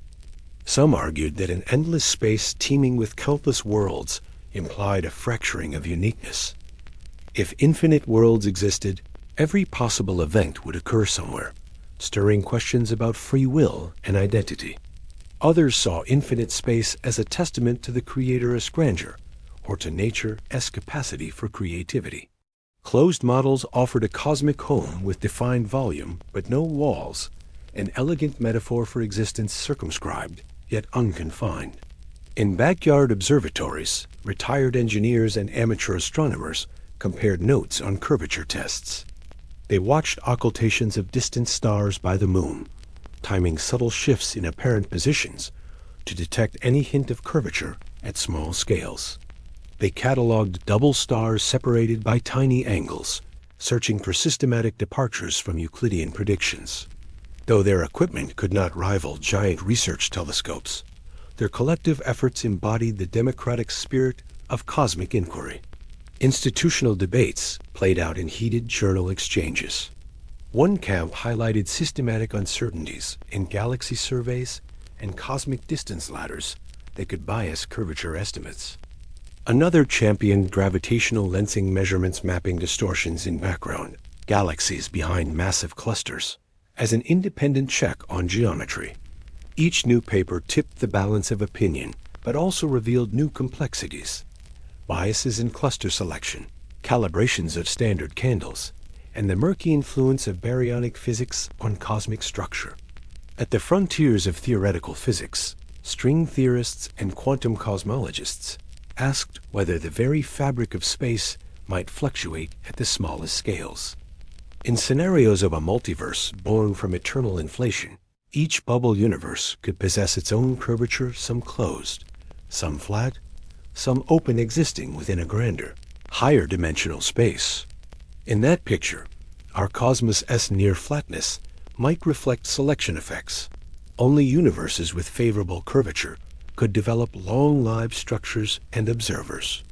In a windswept high-altitude meadow, astronomers hosted a sky-watching festival, complete with portable telescopes, hot cider, and digital projectors mapping live sky images onto screens. As participants pointed at Jupiter's moons and Saturn's rings, a volunteer explained how measuring the cosmic microwave background's hot and cold spots pinned down curvature. They passed around cardboard models of a torus and a three-sphere, letting hands feel the absence of an edge. Children marveled, asking whether they could someday sail beyond the sky as edge, only to learn there was no edge at all. In boardrooms of space agencies, mission proposals competed for funding to launch next-generation satellites. Teams pitched cosmic surveys that would measure baryon acoustic oscillations across unfathomable volumes, seeking percent-level curvature constraints. Others proposed gravitational wave observatories to detect ripples from the universe's infancy, offering another window on large-scale geometry. Each proposal carried risk, ambition, and promise, reflecting humanity's drive to map the shape of all space. Late at night, a lone graduate student sat before a glowing screen, fitting cosmological models to combine datasets. She tweaked the curvature parameter, watched the likelihood contours shrink or swell, and held her breath when her code converged on a value so close to zero it seemed to blur with statistical noise. She leaned back, listening to her own heartbeat echo the cosmic pulse, aware that her work would become a small but vital piece in a vast mosaic of understanding. In quiet cafes near observatories, retired cosmologists shared reminiscences of early debates. They spoke of handwritten letters debating curvature, of conferences where allies and rivals clashed over data interpretation, of moments when new measurements turned the tide. Some recalled how they once championed a closed universe with fervor, only to watch consensus shift toward flatness with each new map of the microwave background. Their stories echoed the ebb and flow of scientific discovery, never final, always provisional. Through it all, one truth remained steadfast. Whether space curved back on itself or stretched endlessly, no human mind could traverse its full extent. The observable universe, bounded by light's finite speed, represented only a cosmic bubble of knowledge. Beyond that lies uncharted territorial regions, forever beyond our reach, where geometry might reveal subtle differences or affirm the flat miracle. In that frontier, infinity and finitude dance together, promising ever more questions. At the edge of dawn, when first light touched the horizon and stars winked out one by one, the assembled villagers folded their blankets and packed telescopes into cars. They carried with them the sense that they were not just inhabitants of a small planet, but travelers in a grand geometric tapestry. Whether their cosmos looped back to itself or stretched into immeasurable distance mattered less than the shared wonder of belonging to space itself, place shaped by curvature, matter, and mystery. And so, beneath skies that had borne witness to every human story, the search for shape continues. Each new measurement, each simulation, each cafe debate adds another stroke to the vast canvas of cosmic geometry. Flat, open, or closed, all possibilities remain alive, woven into the ever-unfolding narrative of discovery. In that narrative, we find our own shape, not defined by edges or infinity alone, but by the curiosity that drives us to ask, what form does the universe take, and how will we in our smallness come to know it? A thin veil of mist hugged the shoreline as twilight slipped into night, the sea's gentle sigh echoing against smooth stones. Far above, the first stars glimmered in a sky that seemed to stretch without limit. Yet at the horizon, the world felt defined by a subtle line where water met air, a clear demarcation that whispered of boundaries. Travelers gripped that edge with wonder and caution, imagining a fall into nothingness beyond. But as ancient seafarers learned, that line was not an end, but a joining, a curve bending back into the same earth they knew. In that simple lesson lay the first glimpse of how edges can be illusions born of perspective. In early myths, the world was often drawn as a flat disk floating on a great cosmic sea. At its edges, beasts roared and dragons slept, guardians of the threshold between known lands and chaos. Sailors spoke in hushed tones of rivers spilling off the world, of realms where sky and earth collapsed into one. Those stories painted the frontier as a dangerous frontier, teeming with monsters and magic. Yet each calm sunrise and each safe return disproved the direst tales, showing that the boundary they feared was in truth a curve leading them home, not over a cliff into oblivion. As maps evolved, cartographers replaced fear with measurement. They saw the horizon slide away as mountains and sails dipped lower, revealing the Earth's curvature. Ships vanished hull first, and explorers charted spherical lines of latitude and longitude. The horizon remained distant, but unyielding a limit imposed by eyesight and atmosphere, not by the land's reach. Every horizon, they discovered, was both boundary and invitation. To climb higher, to sail farther, to extend perception. The edge was not a wall, but an optical boundary, one that moved outward as understanding deepened. By the time Newton described gravity, space itself felt vast yet bound. The heavens appeared partitioned into spheres, carrying planets and stars up to a final prime mover wheel. Beyond that lay pure eternity, inscrutable and boundless. But mathematical harmony lent hope that those spheres might curve in ways humans could conceptualize. Space, if finite, could be enclosed in curvature wrapped around like a blanket, so that no edge existed in a true sense. The universe could be both limited in size and free of boundaries, an idea that tickled the imagination more than any flat-world dragon. Einstein's revolution reframed space and time as a single fabric, capable of bending in response to mass and energy. Under his equations, a hefty star warps its surroundings, creating a valley through which objects roll. Walk straight in that curved space, and your path eventually loops back. Edges became foreign territory. One could travel indefinitely without encountering a wall, as though living on the skin of a ball. The notion that space might fold onto itself transformed our sense of place. Boundaries dissolved into geometry, and the universe felt more like a seamless garment than a patchwork quilt of finite plots. Even before relativity found footing, mathematicians pondered shapes beyond the sphere. Some imagined saddle-shaped spaces, where triangles sum to less than 180 degrees and parallel lines diverge. In such hyperbolic realms, space could still be finite if it wrapped around cleverly. Or it could be infinite, yet curved, a landscape that never repeats, yet never ends. These exotic topologies remained abstract curiosities until cosmologists recognized they might describe our own universe. The lesson grew clear. Edges depend on topology as much as size. What seems boundless might close in on itself. What seems finite might stretch to infinity. The sky offers another kind of boundary, one imposed by light's finite speed. No matter how vast space might be, human eyes and telescopes see only as far as photons have traveled since time began.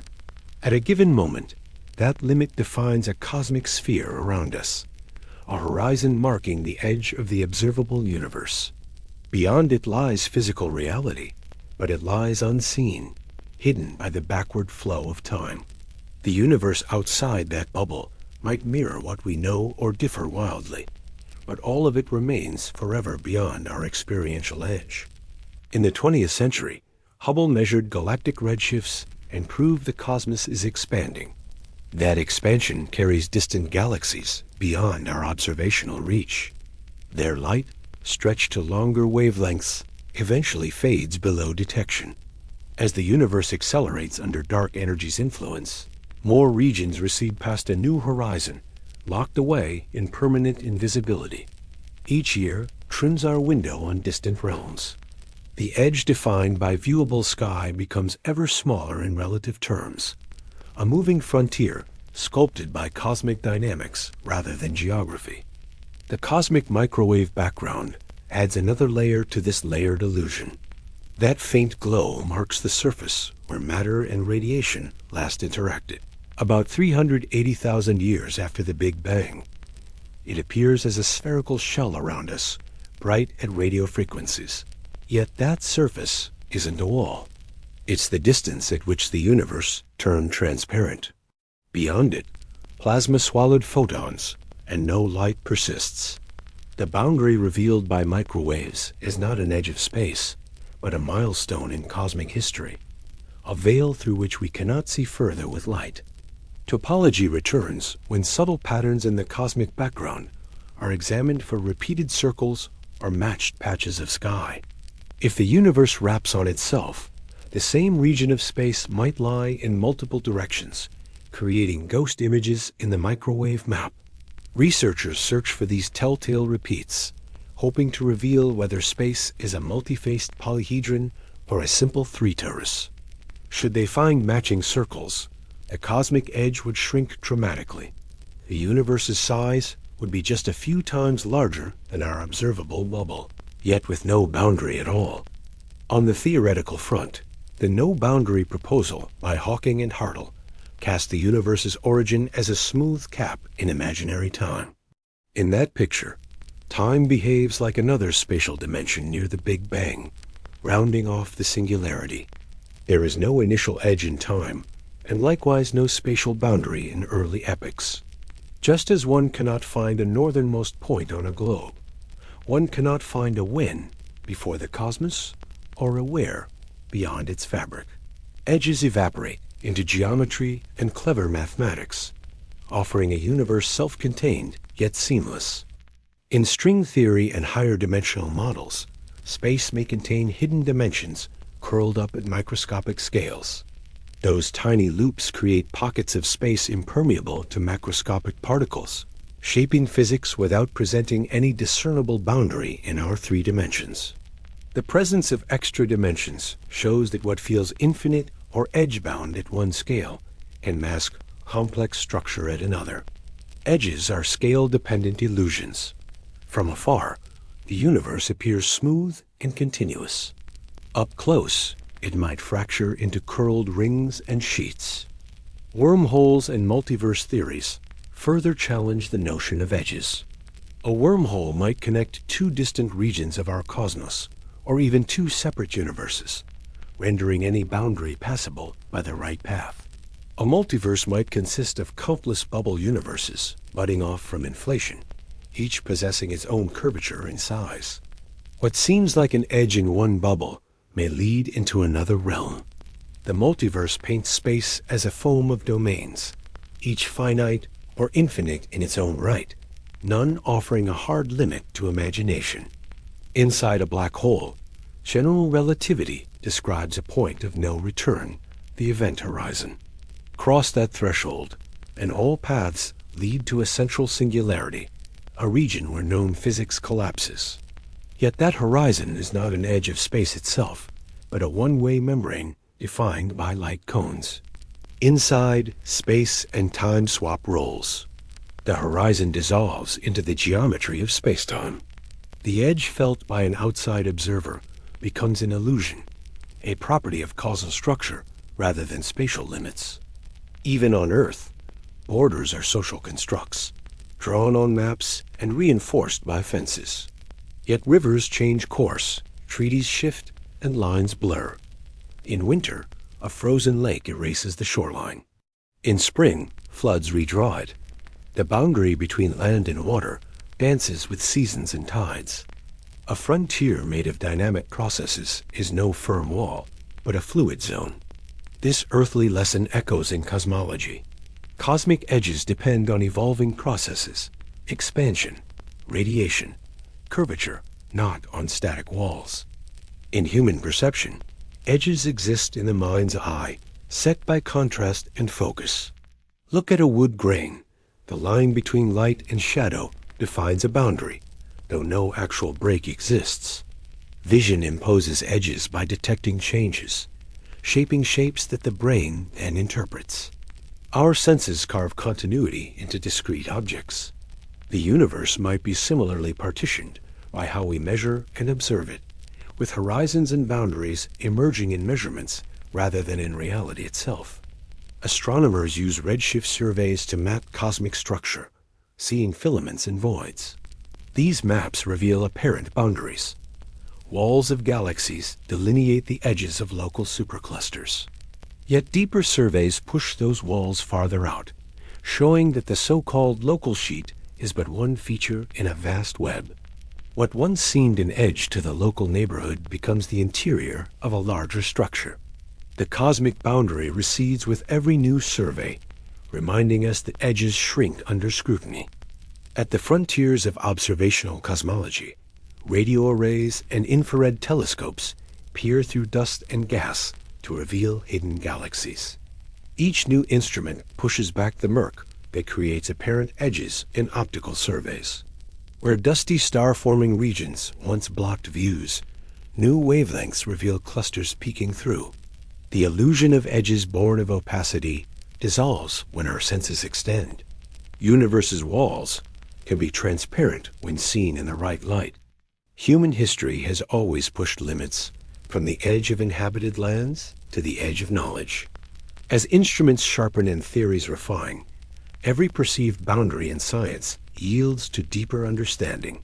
What feels like an endpoint becomes a threshold to the next realm of inquiry. This lesson rings true in cosmology. Our current observational horizon is not the limit of reality, but the frontier of our method. Beyond it lies terrain for future explorers, armed with novel techniques and daring ideas. In the hush of a desert night, beneath a sky laced with stars and the faint glow of the Milky Way, one senses both infinitude and intimacy. The universe above curves and folds in ways our senses cannot fully grasp, yet it invites us to follow its contours. The horizon at our feet and the cosmological horizon overhead converge in the simple act of looking outward. Each gaze carries us closer to the truth that edges are born of perspective, measurement, and imagination. In that timeless moment, you stand between two illusions, the line where earth meets sky, and the veil beyond which light has not yet traveled. Neither is a boundary to existence, but both are thresholds to wonder. As science advances, horizons shift and edges dissolve into curves and loops. The universe remains vast, humming with unseen realms and uncharted laws. Yet it remains ours to explore, not confined by walls, but woven into a seamless tapestry waiting to reveal its next motif. And so the search continues through thought experiments and instruments, through mathematics and metaphor. Boundaries give way to questions. Edges turn into gateways. Whether space folds back on itself, stretches endlessly, or branches into multitudes, the illusions that shape our view are as revealing as the shapes themselves. In understanding their nature, we come to know not just the universe's geometry, but the very process by which humanity learns to see beyond every horizon. A single candle flickered in the dim study, where an aging mathematician sat hunched over a blackboard smudged with chalk. He had been tracing the same symbol for hours, the sideways 8 that represented infinity, wondering whether the vast expanse it suggested could ever step beyond the realm of thought and into tangible reality. Each sweep of his hand felt like a dialogue with the unknowable, the endlessness that mathematics allowed, but the physical world might never permit. In that hush, the boundary between abstract and concrete shimmered, teasing his restless mind. He erased the blackboard and began anew, writing down a simple sequence of natural numbers, 1, 2, 3, and so on without end. He labeled this list potential infinity, describing how one might always add another element, yet never hold the whole in a completed glimpse. Then he drew a different symbol, a completed set of all integers, positive and negative, circled as though contained. This, he whispered, was actual infinity, a totality that exists in the abstract, but seems to mock any attempt at physical instantiation. Centuries earlier, Aristotle had cautioned against such completed infinities, insisting that the infinite existed only in potential form. In the quiet libraries of Athens, Scribes translated his writings on how an endlessly divisible line never yielded a final piece. They carved his wisdom into marginal notes. Nature abhors an actual infinite. Yet as mathematics matured, scholars found themselves drawn to landscapes where infinities stood like towering mountains, peaks to be climbed in logic, even if unreachable in reality. It was Georg Cantor, in the late 19th century, who first dared to treat actual infinities as concrete mathematical objects. Working in solitude, he proved that some infinities towered above others in size, the integers forming a countable infinity, while the points along a line formed an uncountable infinity. With trembling awe, he revealed that the real numbers always outnumbered the integers, even though both sets stretched without bound. His work felt like bearing naked a piece of the divine. Cantor's diagonal argument, drawn on a crisp sheet of paper, showed that any attempt to list all real numbers between 0 and 1 would miss infinitely many. Even if one wrote an endless list, a new number could always be concocted by changing the nth digit of the nth entry. That simple trick demonstrated uncountability, forever preserving richer infinity in one domain than another. In the mathematician's mind, this hierarchy of infinities created a universe as varied as any physical realm. Hilbert's Hotel provided an even more playful glimpse of the paradoxes at play. A thought experiment described a fully occupied hotel with infinitely many rooms. When a new guest arrived, the manager simply asked each occupant to move from room n to room n+1, freeing room 1. Never full, always able to accommodate more arrivals, Hilbert's Hotel epitomized how infinite sets defy intuition. Yet such manipulation felt firmly lodged in conceptual space, not prison cells or hotel corridors built of brick and mortar. The mathematician imagined Hilbert's grand lobby and the stretching corridor of numbered doors, each gleaming with infinite possibility. He pictured buses of infinitely many new guests arriving, and the manager shifting every resident twice, leaving space for all. In this phantom edifice, arithmetic and hospitality danced together. But when he stepped outside and saw the horizon bounded by city rooftops, he reminded himself that the real world made no room for such tricks. Infinity remained a playful fiction here. In calculus, infinite series and limits furnished powerful tools. The mathematician wrote down the sum of 1/2 + 1/4 + 1/8 plus, marveling that despite infinite terms, the total approached exactly 1. Such convergence series felt like magic taming endless processes into definite values. Yet the convergence itself required an infinity that unfolded step by step, never demanding completion. It was a potential infinity once more, one that guided predictions of motion and change, yet never turned into a solid object. Geometry, too, offered wrestling grounds for infinity. In projective planes, mathematicians added points at infinity where parallel lines met, smoothing out the exceptions in Euclidean rules. Perspective drawings on canvases drew nearer to reality by folding infinity into finite frames, a technique Renaissance artists exploited to capture vanishing points. With a ruler and charcoal, they invited infinity onto paper, only to tuck it neatly beyond the picture's edge. Fractals beckoned with infinite complexity, each magnified section revealing self-similar patterns ad infinitum. The mathematicians sketched the boundary of the Mandelbrot set, its spirals branching into infinitely detailed tendrils. Each level of zoom exposed new universes of shape, miniatures of the whole. Yet every fractal remained confined within finite space, its infinite detail etched across a bounded canvas. It felt like the world itself rich and unbounded in complexity, yet bound by physical limits. Topology then offered another angle, surfaces that could be finite yet unbounded. He drew a torus, the donut shape curved into itself so that no edge existed, yet its surface contained finite area. A being living on this surface could wander forever and never fall off, yet its explorations would be confined to the same finite domain.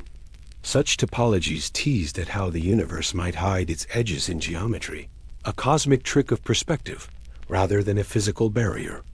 Meanwhile, a physicist halfway around the globe stood beneath a planetarium dome, eyes trained on the swirling patterns representing cosmic microwave background radiation.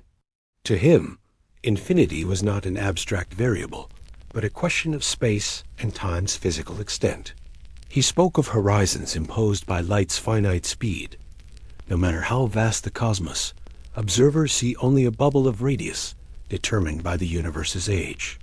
Beyond was reality, yes, but inaccessible, an edge of knowledge rather than an edge of existence. As the cosmos expanded, that visible bubble grew, yet it never encompassed the whole. The universe might extend infinitely in every direction, or loop back on itself in curved space. In either case, the physicist explained, no hard wall lay at the end. Instead, geometry and dynamics shaped our observable limits. Through telescopes and satellites, he tracked galaxies that drifted beyond reach, receding faster than light due to space's expansion, ensuring they would never again grace our instruments. General relativity marched in with another challenge: singularities where density soared to infinite values. Deep within black holes, and at the moment of the Big Bang, equations predicted the crushing of space to a point of zero volume and infinite curvature. Physicists treated these infinities as signs of theory's breakdown, whispers that general relativity could not describe realities at such extremes. The infinities were mathematical alarms, demanding new laws, quantum gravity's elusive promise to smooth out the infinite. Quantum field theory brought its own infinities, emerging in loop diagrams that yielded divergent integrals. Physicists tamed these by renormalization, absorbing infinities into redefined parameters. Mass and charge became running values, shaped by interactions at every scale. Though unsettling, the procedure worked brilliantly, predicting experimental results with staggering accuracy. Yet these renormalized infinities felt decidedly different from Cantor's countable hierarchies. They were bookkeeping tools, not cardinalities of sets.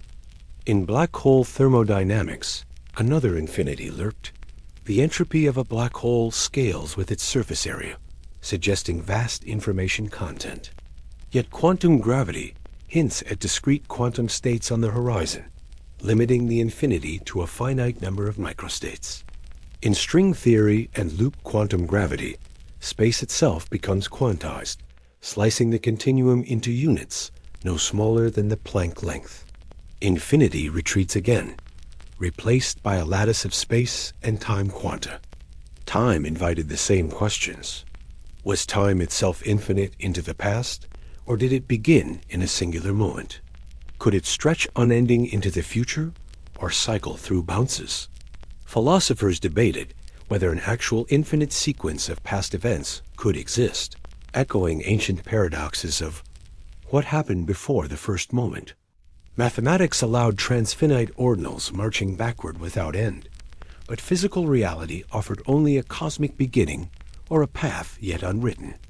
Speculations of a multiverse pushed infinity ever further. In eternal inflation, pocket universes bud endlessly within an inflating background, each bubble spawning its own cosmos with distinct laws. The multiverse could be a fractal of regions ad infinitum, a tower of worlds where every possibility occurs. Here, mathematical infinity overlapped with physical speculation, but no traveler could map more than a tiny patch of the whole.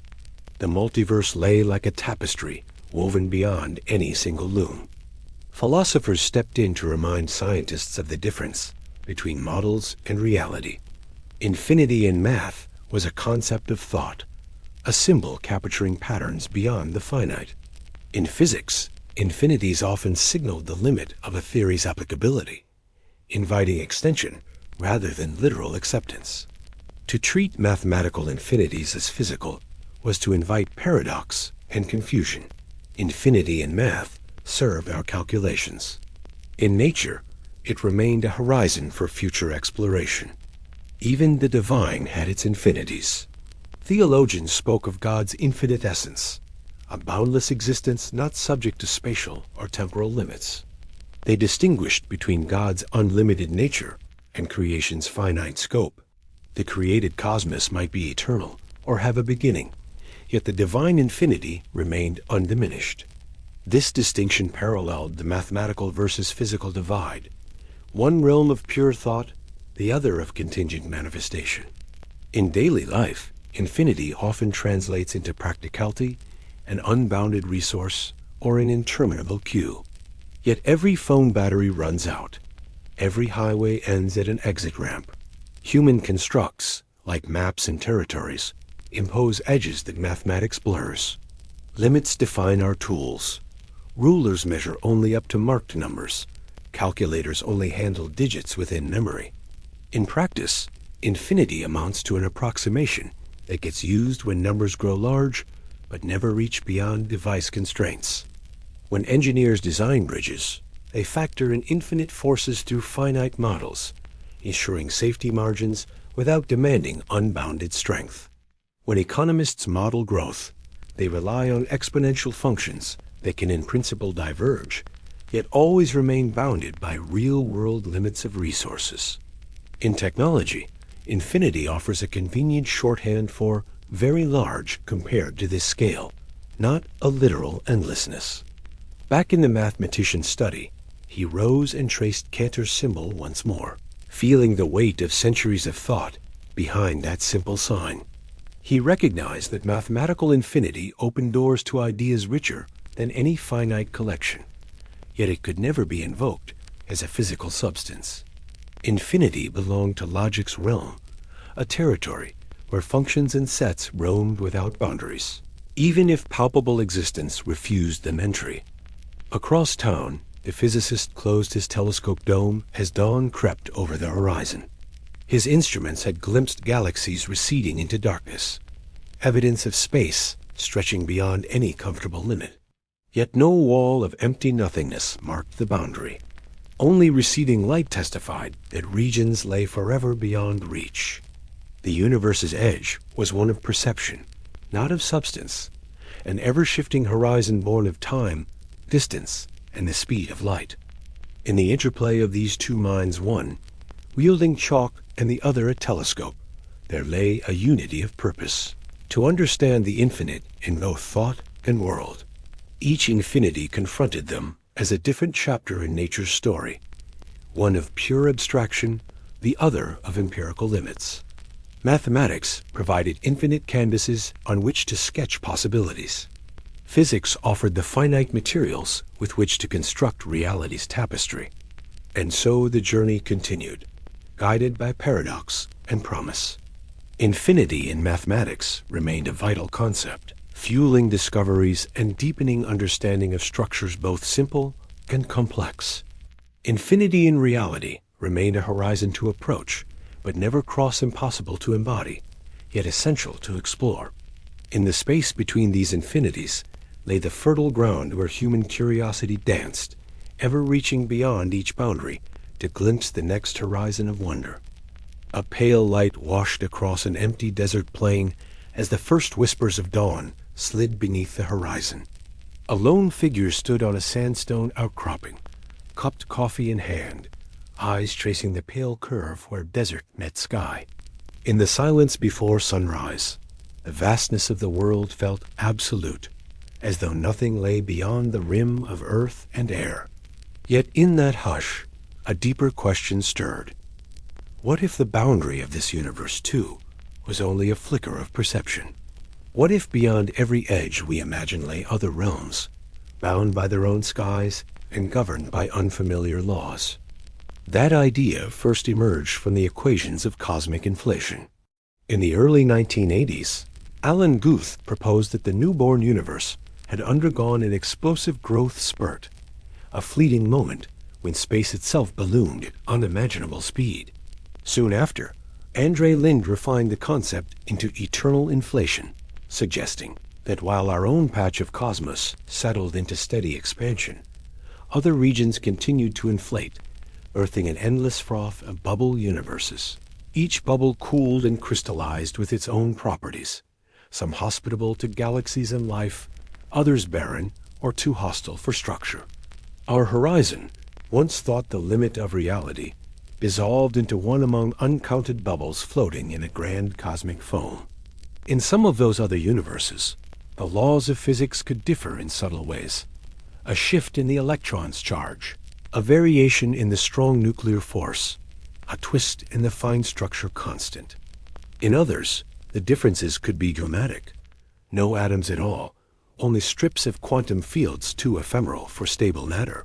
Or perhaps dimensions curled to tiny loops, suppressing the existence of stars and galaxies. One bubble might shine with purple-shifted starlight, another be veiled perpetually in radioactive haze. The edge of our universe, then, would be not a physical wall, but a membrane between adjacent domains of reality, each realm separated by the ceaseless churning of inflating space. String theory extended the multiverse portrait even further. In its mathematical expanse, space-time could harbor not 3, but 10 or 11 dimensions, some large and some exquisitely curled into shapes smaller than an atom. Those hidden dimensions offered room for an astronomical number, vacua, stable configurations of fields and fluxes, perhaps 10 to the 500 distinct possibilities. Each vacuum corresponded to a different universe, a landscape so vast that every possible arrangement of physical constants might find a home somewhere. Ours could be a rare valley amid a boundless terrain, its conditions just right for stars, chemistry, and life to bloom. The many worlds interpretation of quantum mechanics layered another dimension onto this cosmic mosaic. According to Hugh Everett's radical vision, every quantum decision an electron's path through a slit, a radioactive atom's decay, splits the universe into branches, each branch realizing one outcome of the quantum dice. In this framework, there is no random collapse. Instead, reality fans out in an unending tree of possibilities. For every history we live through, there is a counterpart where events diverged, where you chose a different path on the road, or where that photon bounced left instead of right. The multitude of universes here emerges not from inflating space, but from the fundamental logic of measurement itself. Brand-newed scenarios added yet another twist. Physicists like Lisa Randall and Raman Sundram imagined our familiar three-dimensional universe as a membrane or brain floating in a higher dimensional bulk. Other brains could drift nearby, each with its own cosmos of particles and forces. Occasionally, these brains might collide, unleashing energies so immense that they recreate Big Bang conditions, giving birth to fresh universes in a smash. Between collisions, our brain might drift in lonely isolation, holding galaxies, stars, and life, while unseen realms hovered just beyond the reach of any particle or photon we could observe. In a different corner of theoretical physics, researchers speculated that every black hole could hide a universe within. According to loop quantum gravity and other nascent frameworks, the crushing singularity at a black hole S-core might instead seed a new bubble of spacetime on the other side of its event horizon. To an outside observer, the black hole glows faintly and grows as it engulfs matter. To a traveler falling inside, it could unfold into an entire cosmos, complete with its own space, time, and physical constants. Each dying star, then, becomes a cosmic seed, sprouting new universes in an endless cycle of death and rebirth. The ekpyrotic and cyclic models painted cosmic history as a series of big bangs and big crunches. Two brains oscillate through a higher dimensional space, colliding rhythmically and sparking each universe's birth each time they meet.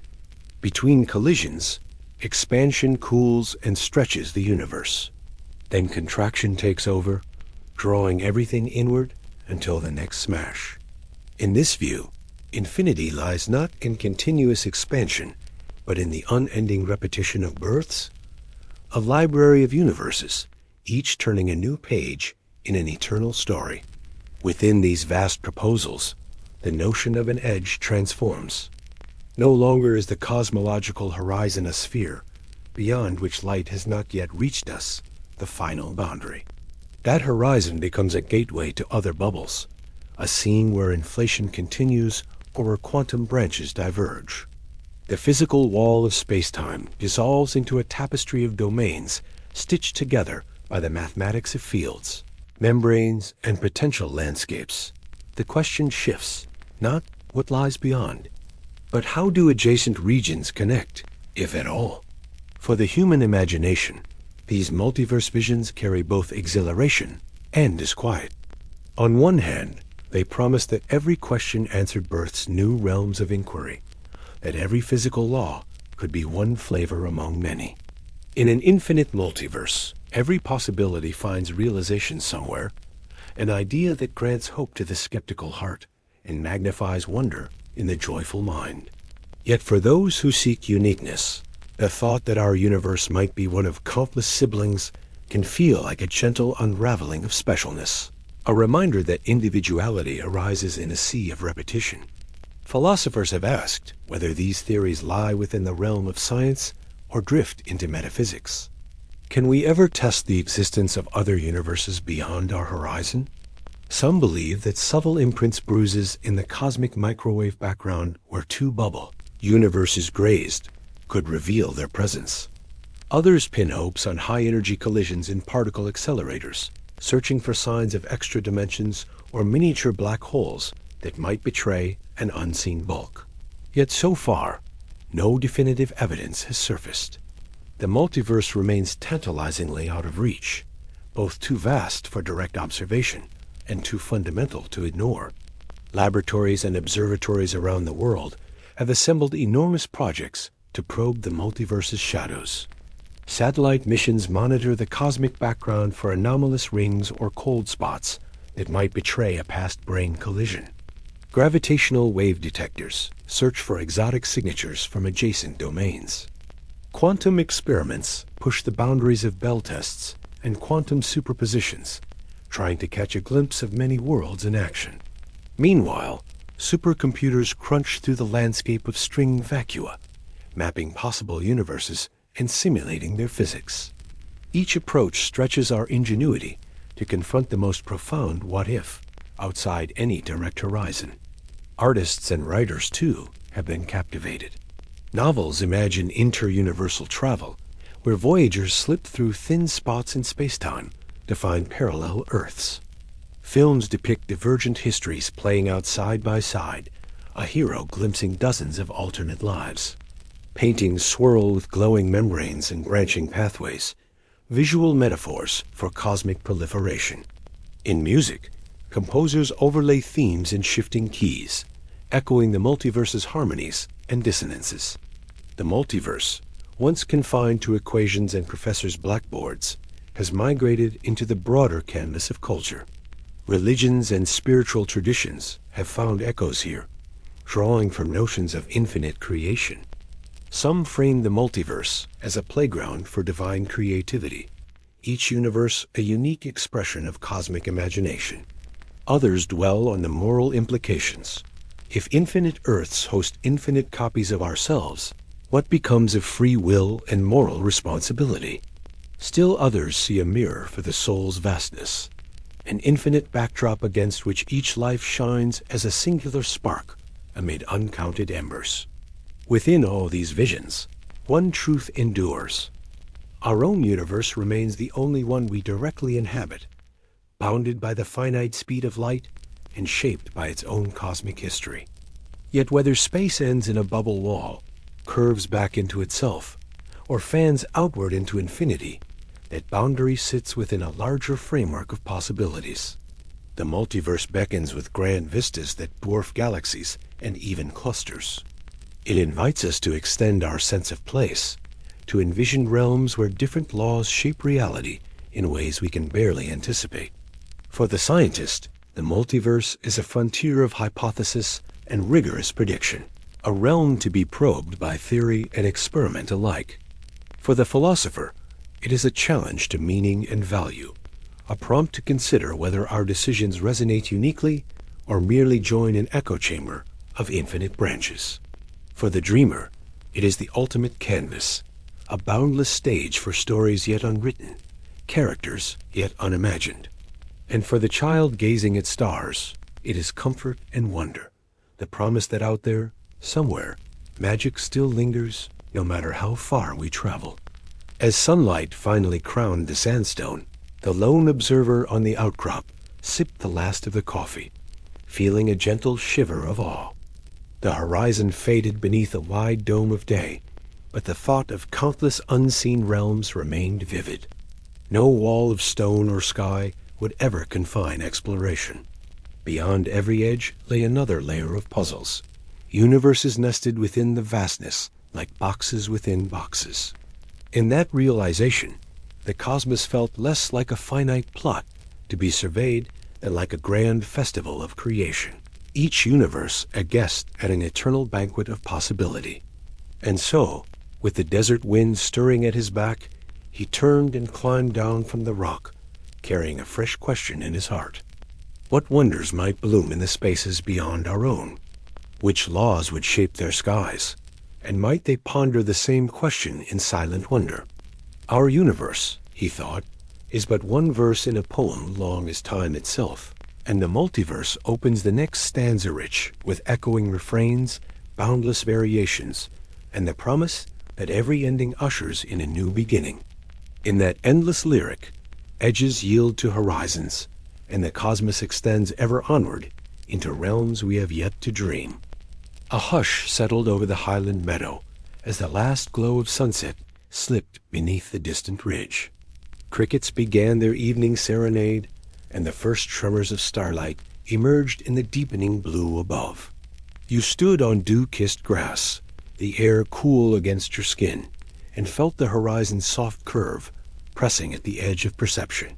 In that moment, the question surfaced without words. Where does this world end? And what lies beyond?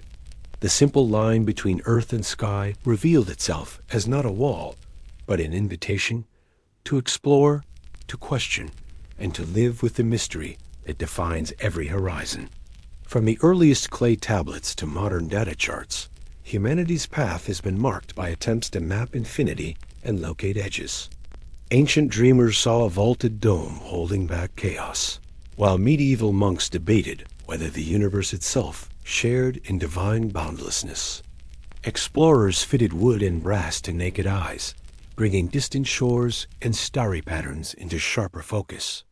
Each discovery redrew the boundary between known and unknown, teaching us that every edge is provisional. As we stand beneath tonight's stars, we carry with us the collective echoes of those who once paused at new frontiers, hungry to know more. Science, at its heart, is the bold insistence that edges exist for the purpose of being approached. Whether charting the sphere of the Earth or tracing the curves of spacetime, each step has revealed that the universe's boundary lies farther still. In laboratories and observatories, researchers have built instruments that pierce through atmospheric haze, extend light years beyond naked sight, and capture whispers of ancient photons. Yet, with each new reach, the cosmos unfolds deeper layers of mystery, an ever-expanding story in which our understanding remains both celebration and question. Everyday life carries its own edges. A child at the seaside stands where the land dips into water, mist dancing just beyond her toes. A commuter watches the train disappear around a bend, wondering what tracks lie ahead. In kitchens, boiling water traces a line between liquid and steam. In forests, tree shadows crumble the edges of daylight. These humble thresholds mirror cosmic frontiers, places where known substance yields to something beyond. In recognizing these lines, we learn that boundaries are not walls, but fragile veils pulled aside by curiosity. Within the mind of the scientist, wonder is both fuel and companion. The moment a physicist glimpses a particle track, or a geologist uncovers a sediment layer, the edge of knowledge shifts outward. Young researchers learn early that the question, "What if?" opens doors wider than any grant proposal. Their experiments impose order on chaos, yet each result beckons toward further unknowns. In laboratories lit by LEDs and candlelit observatories alike, the dialogue between question and answer shapes both method and imagination, reminding us that the journey toward understanding never truly ends. Mathematicians trace infinity along crisp chalk lines, defining actual and potential with elegant rigor. They name one infinity larger than another, build dreamy hotels with unending rooms, and craft fractals of infinite complexity within finite frames. These conceptual spaces spawn questions of size and boundary that outstrip any physical model. Yet they do more than amuse. They condition the mind to entertain the unimaginable, to hold paradox without panic. In the abstraction of numbers, we train ourselves to peer past everyday limits and embrace infinite possibility. On a backyard lawn, families gather under blankets as dusk yields to night. Children point and ask about the brightest lights. Is that Polaris? Can we go there? Their eyes widen at hints of far-off galaxies, and elders smile, recalling earlier nights spent in older telescopes. They pass down myths and scientific facts in equal measure stories of gods who painted the sky and of astronomers who measured it. Through shared gazes and whispered questions, they weave wonder into the fabric of memory, showing that humility before vastness binds generations together. Science and wonder need not oppose, but enrich one another.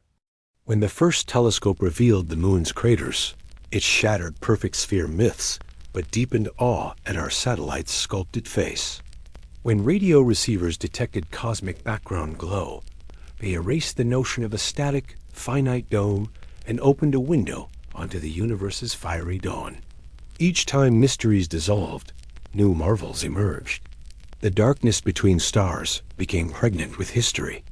The emptiness of space turned out to be filled with relic whispers. Wonder evolves, not vanishes, as knowledge grows. Imagine placing an early telescope on a rocky ledge and sighting a cloud-like patch that resolves into countless stars. That moment redefined cosmic boundaries, displacing Earth from center stage and expanding the map of existence. Explorers once thought our world was all. Suddenly, it was one island in a sea of islands. That realization humbled and inspired alike, teaching that frontiers are often illusions, dissolving under better light. Even today, under more powerful lenses, each distant galaxy yields to yet more distant structures, ensuring that edges shift, never solidify. Boundaries, it turns out, are as much in the mind as in the world. A line drawn between fields is real only by agreement. A shoreline recedes and advances with tides. In the cosmos, light's finite speed establishes a horizon, a boundary of visibility born of time, not space. Beyond our observational bubble may lie realms of endless stars or alternate physics, yet they remain concealed by age itself. The edge defined by photons is less a property of the universe than a marker of our own finite temporal reach. That temporal horizon teaches a profound lesson. Existence too has its edges. Individuals age, species evolve, stars burn out, and galaxies drift into oblivion beyond event horizons. Our own lifespans are but brief flares in cosmic time. Faced with that brevity, we find humility, not despair, but a gentle grounding that clarifies what matters. Curiosity, compassion, and the choice to explore while we can. Science grants knowledge. Humility grants perspective, teaching that we occupy a sliver of cosmic story, yet can glimpse much more. Technology extends our reach, but never absolves us of wonder. Supercomputers map cosmic simulations in silico, and space telescopes trace light from billions of years ago. Particle colliders reveal subatomic landscapes, and gravitational wave detectors catch murmurs of colliding black holes. Yet each advance underscores that infinitely more remains unexplored. Edges recede faster than instruments advance, ensuring eternal frontiers. In chasing them, we learn to celebrate the quest itself, not just its answers. Theories multiply as we probe cosmic shape and fate. Inflationary models conjure multiverses beyond our horizon. Quantum gravity seeks to smooth singularities at the Big Bang. Astrophysicists map dark matter webs that swirl unseen. Each framework offers glimpses into other realms or scales. Yet none can claim finality.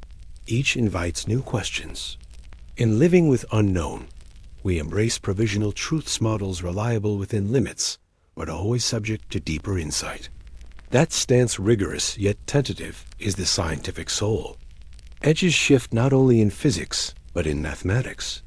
Cantor's infinities extend beyond countable realms, and topology offers spaces without boundaries. Hilbert's Hotel glows with paradox. Fractals bloom infinite detail, and number lines fold into loops. These constructs sharpen our sense of limitlessness, yet they remain abstractions. In the physical world, no truly infinite object appears, only approximations or theoretical singularities.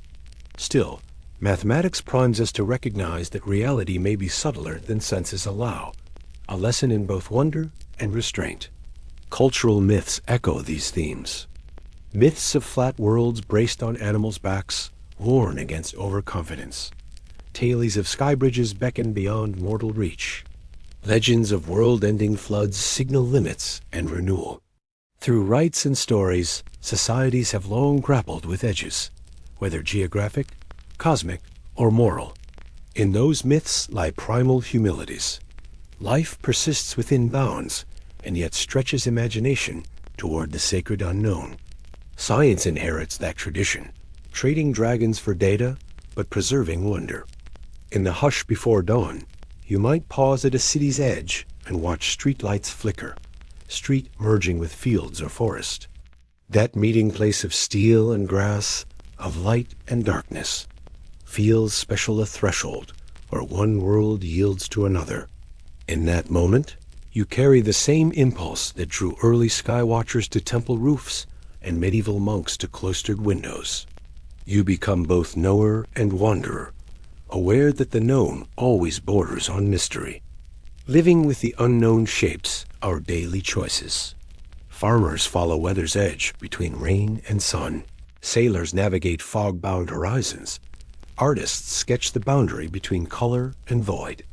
Each pursuit enacts a dialogue between what is and what might be, exploring edges with humility born of respect. In classrooms, students learn that mistakes reveal gaps in understanding, and questions open doors wider than answers. That mindset, cultivated both in science and life, turns every day into an invitation to wonder. Humility does not diminish purpose, but enriches it. Knowing that we occupy a small corner of space and time need not spawn insignificance. It can inspire a fierce care for that corner. Environmentalists draw strength from recognizing Earth's fragility in a vast universe.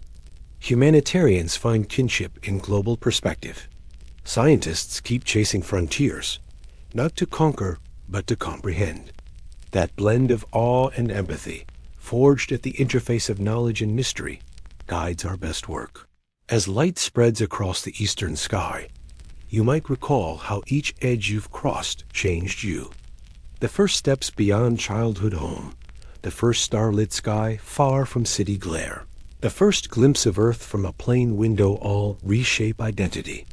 Edges mark moments of growth, of boundaries expanded by experience. In that evolution, living with the unknown becomes not a hazard but a gift.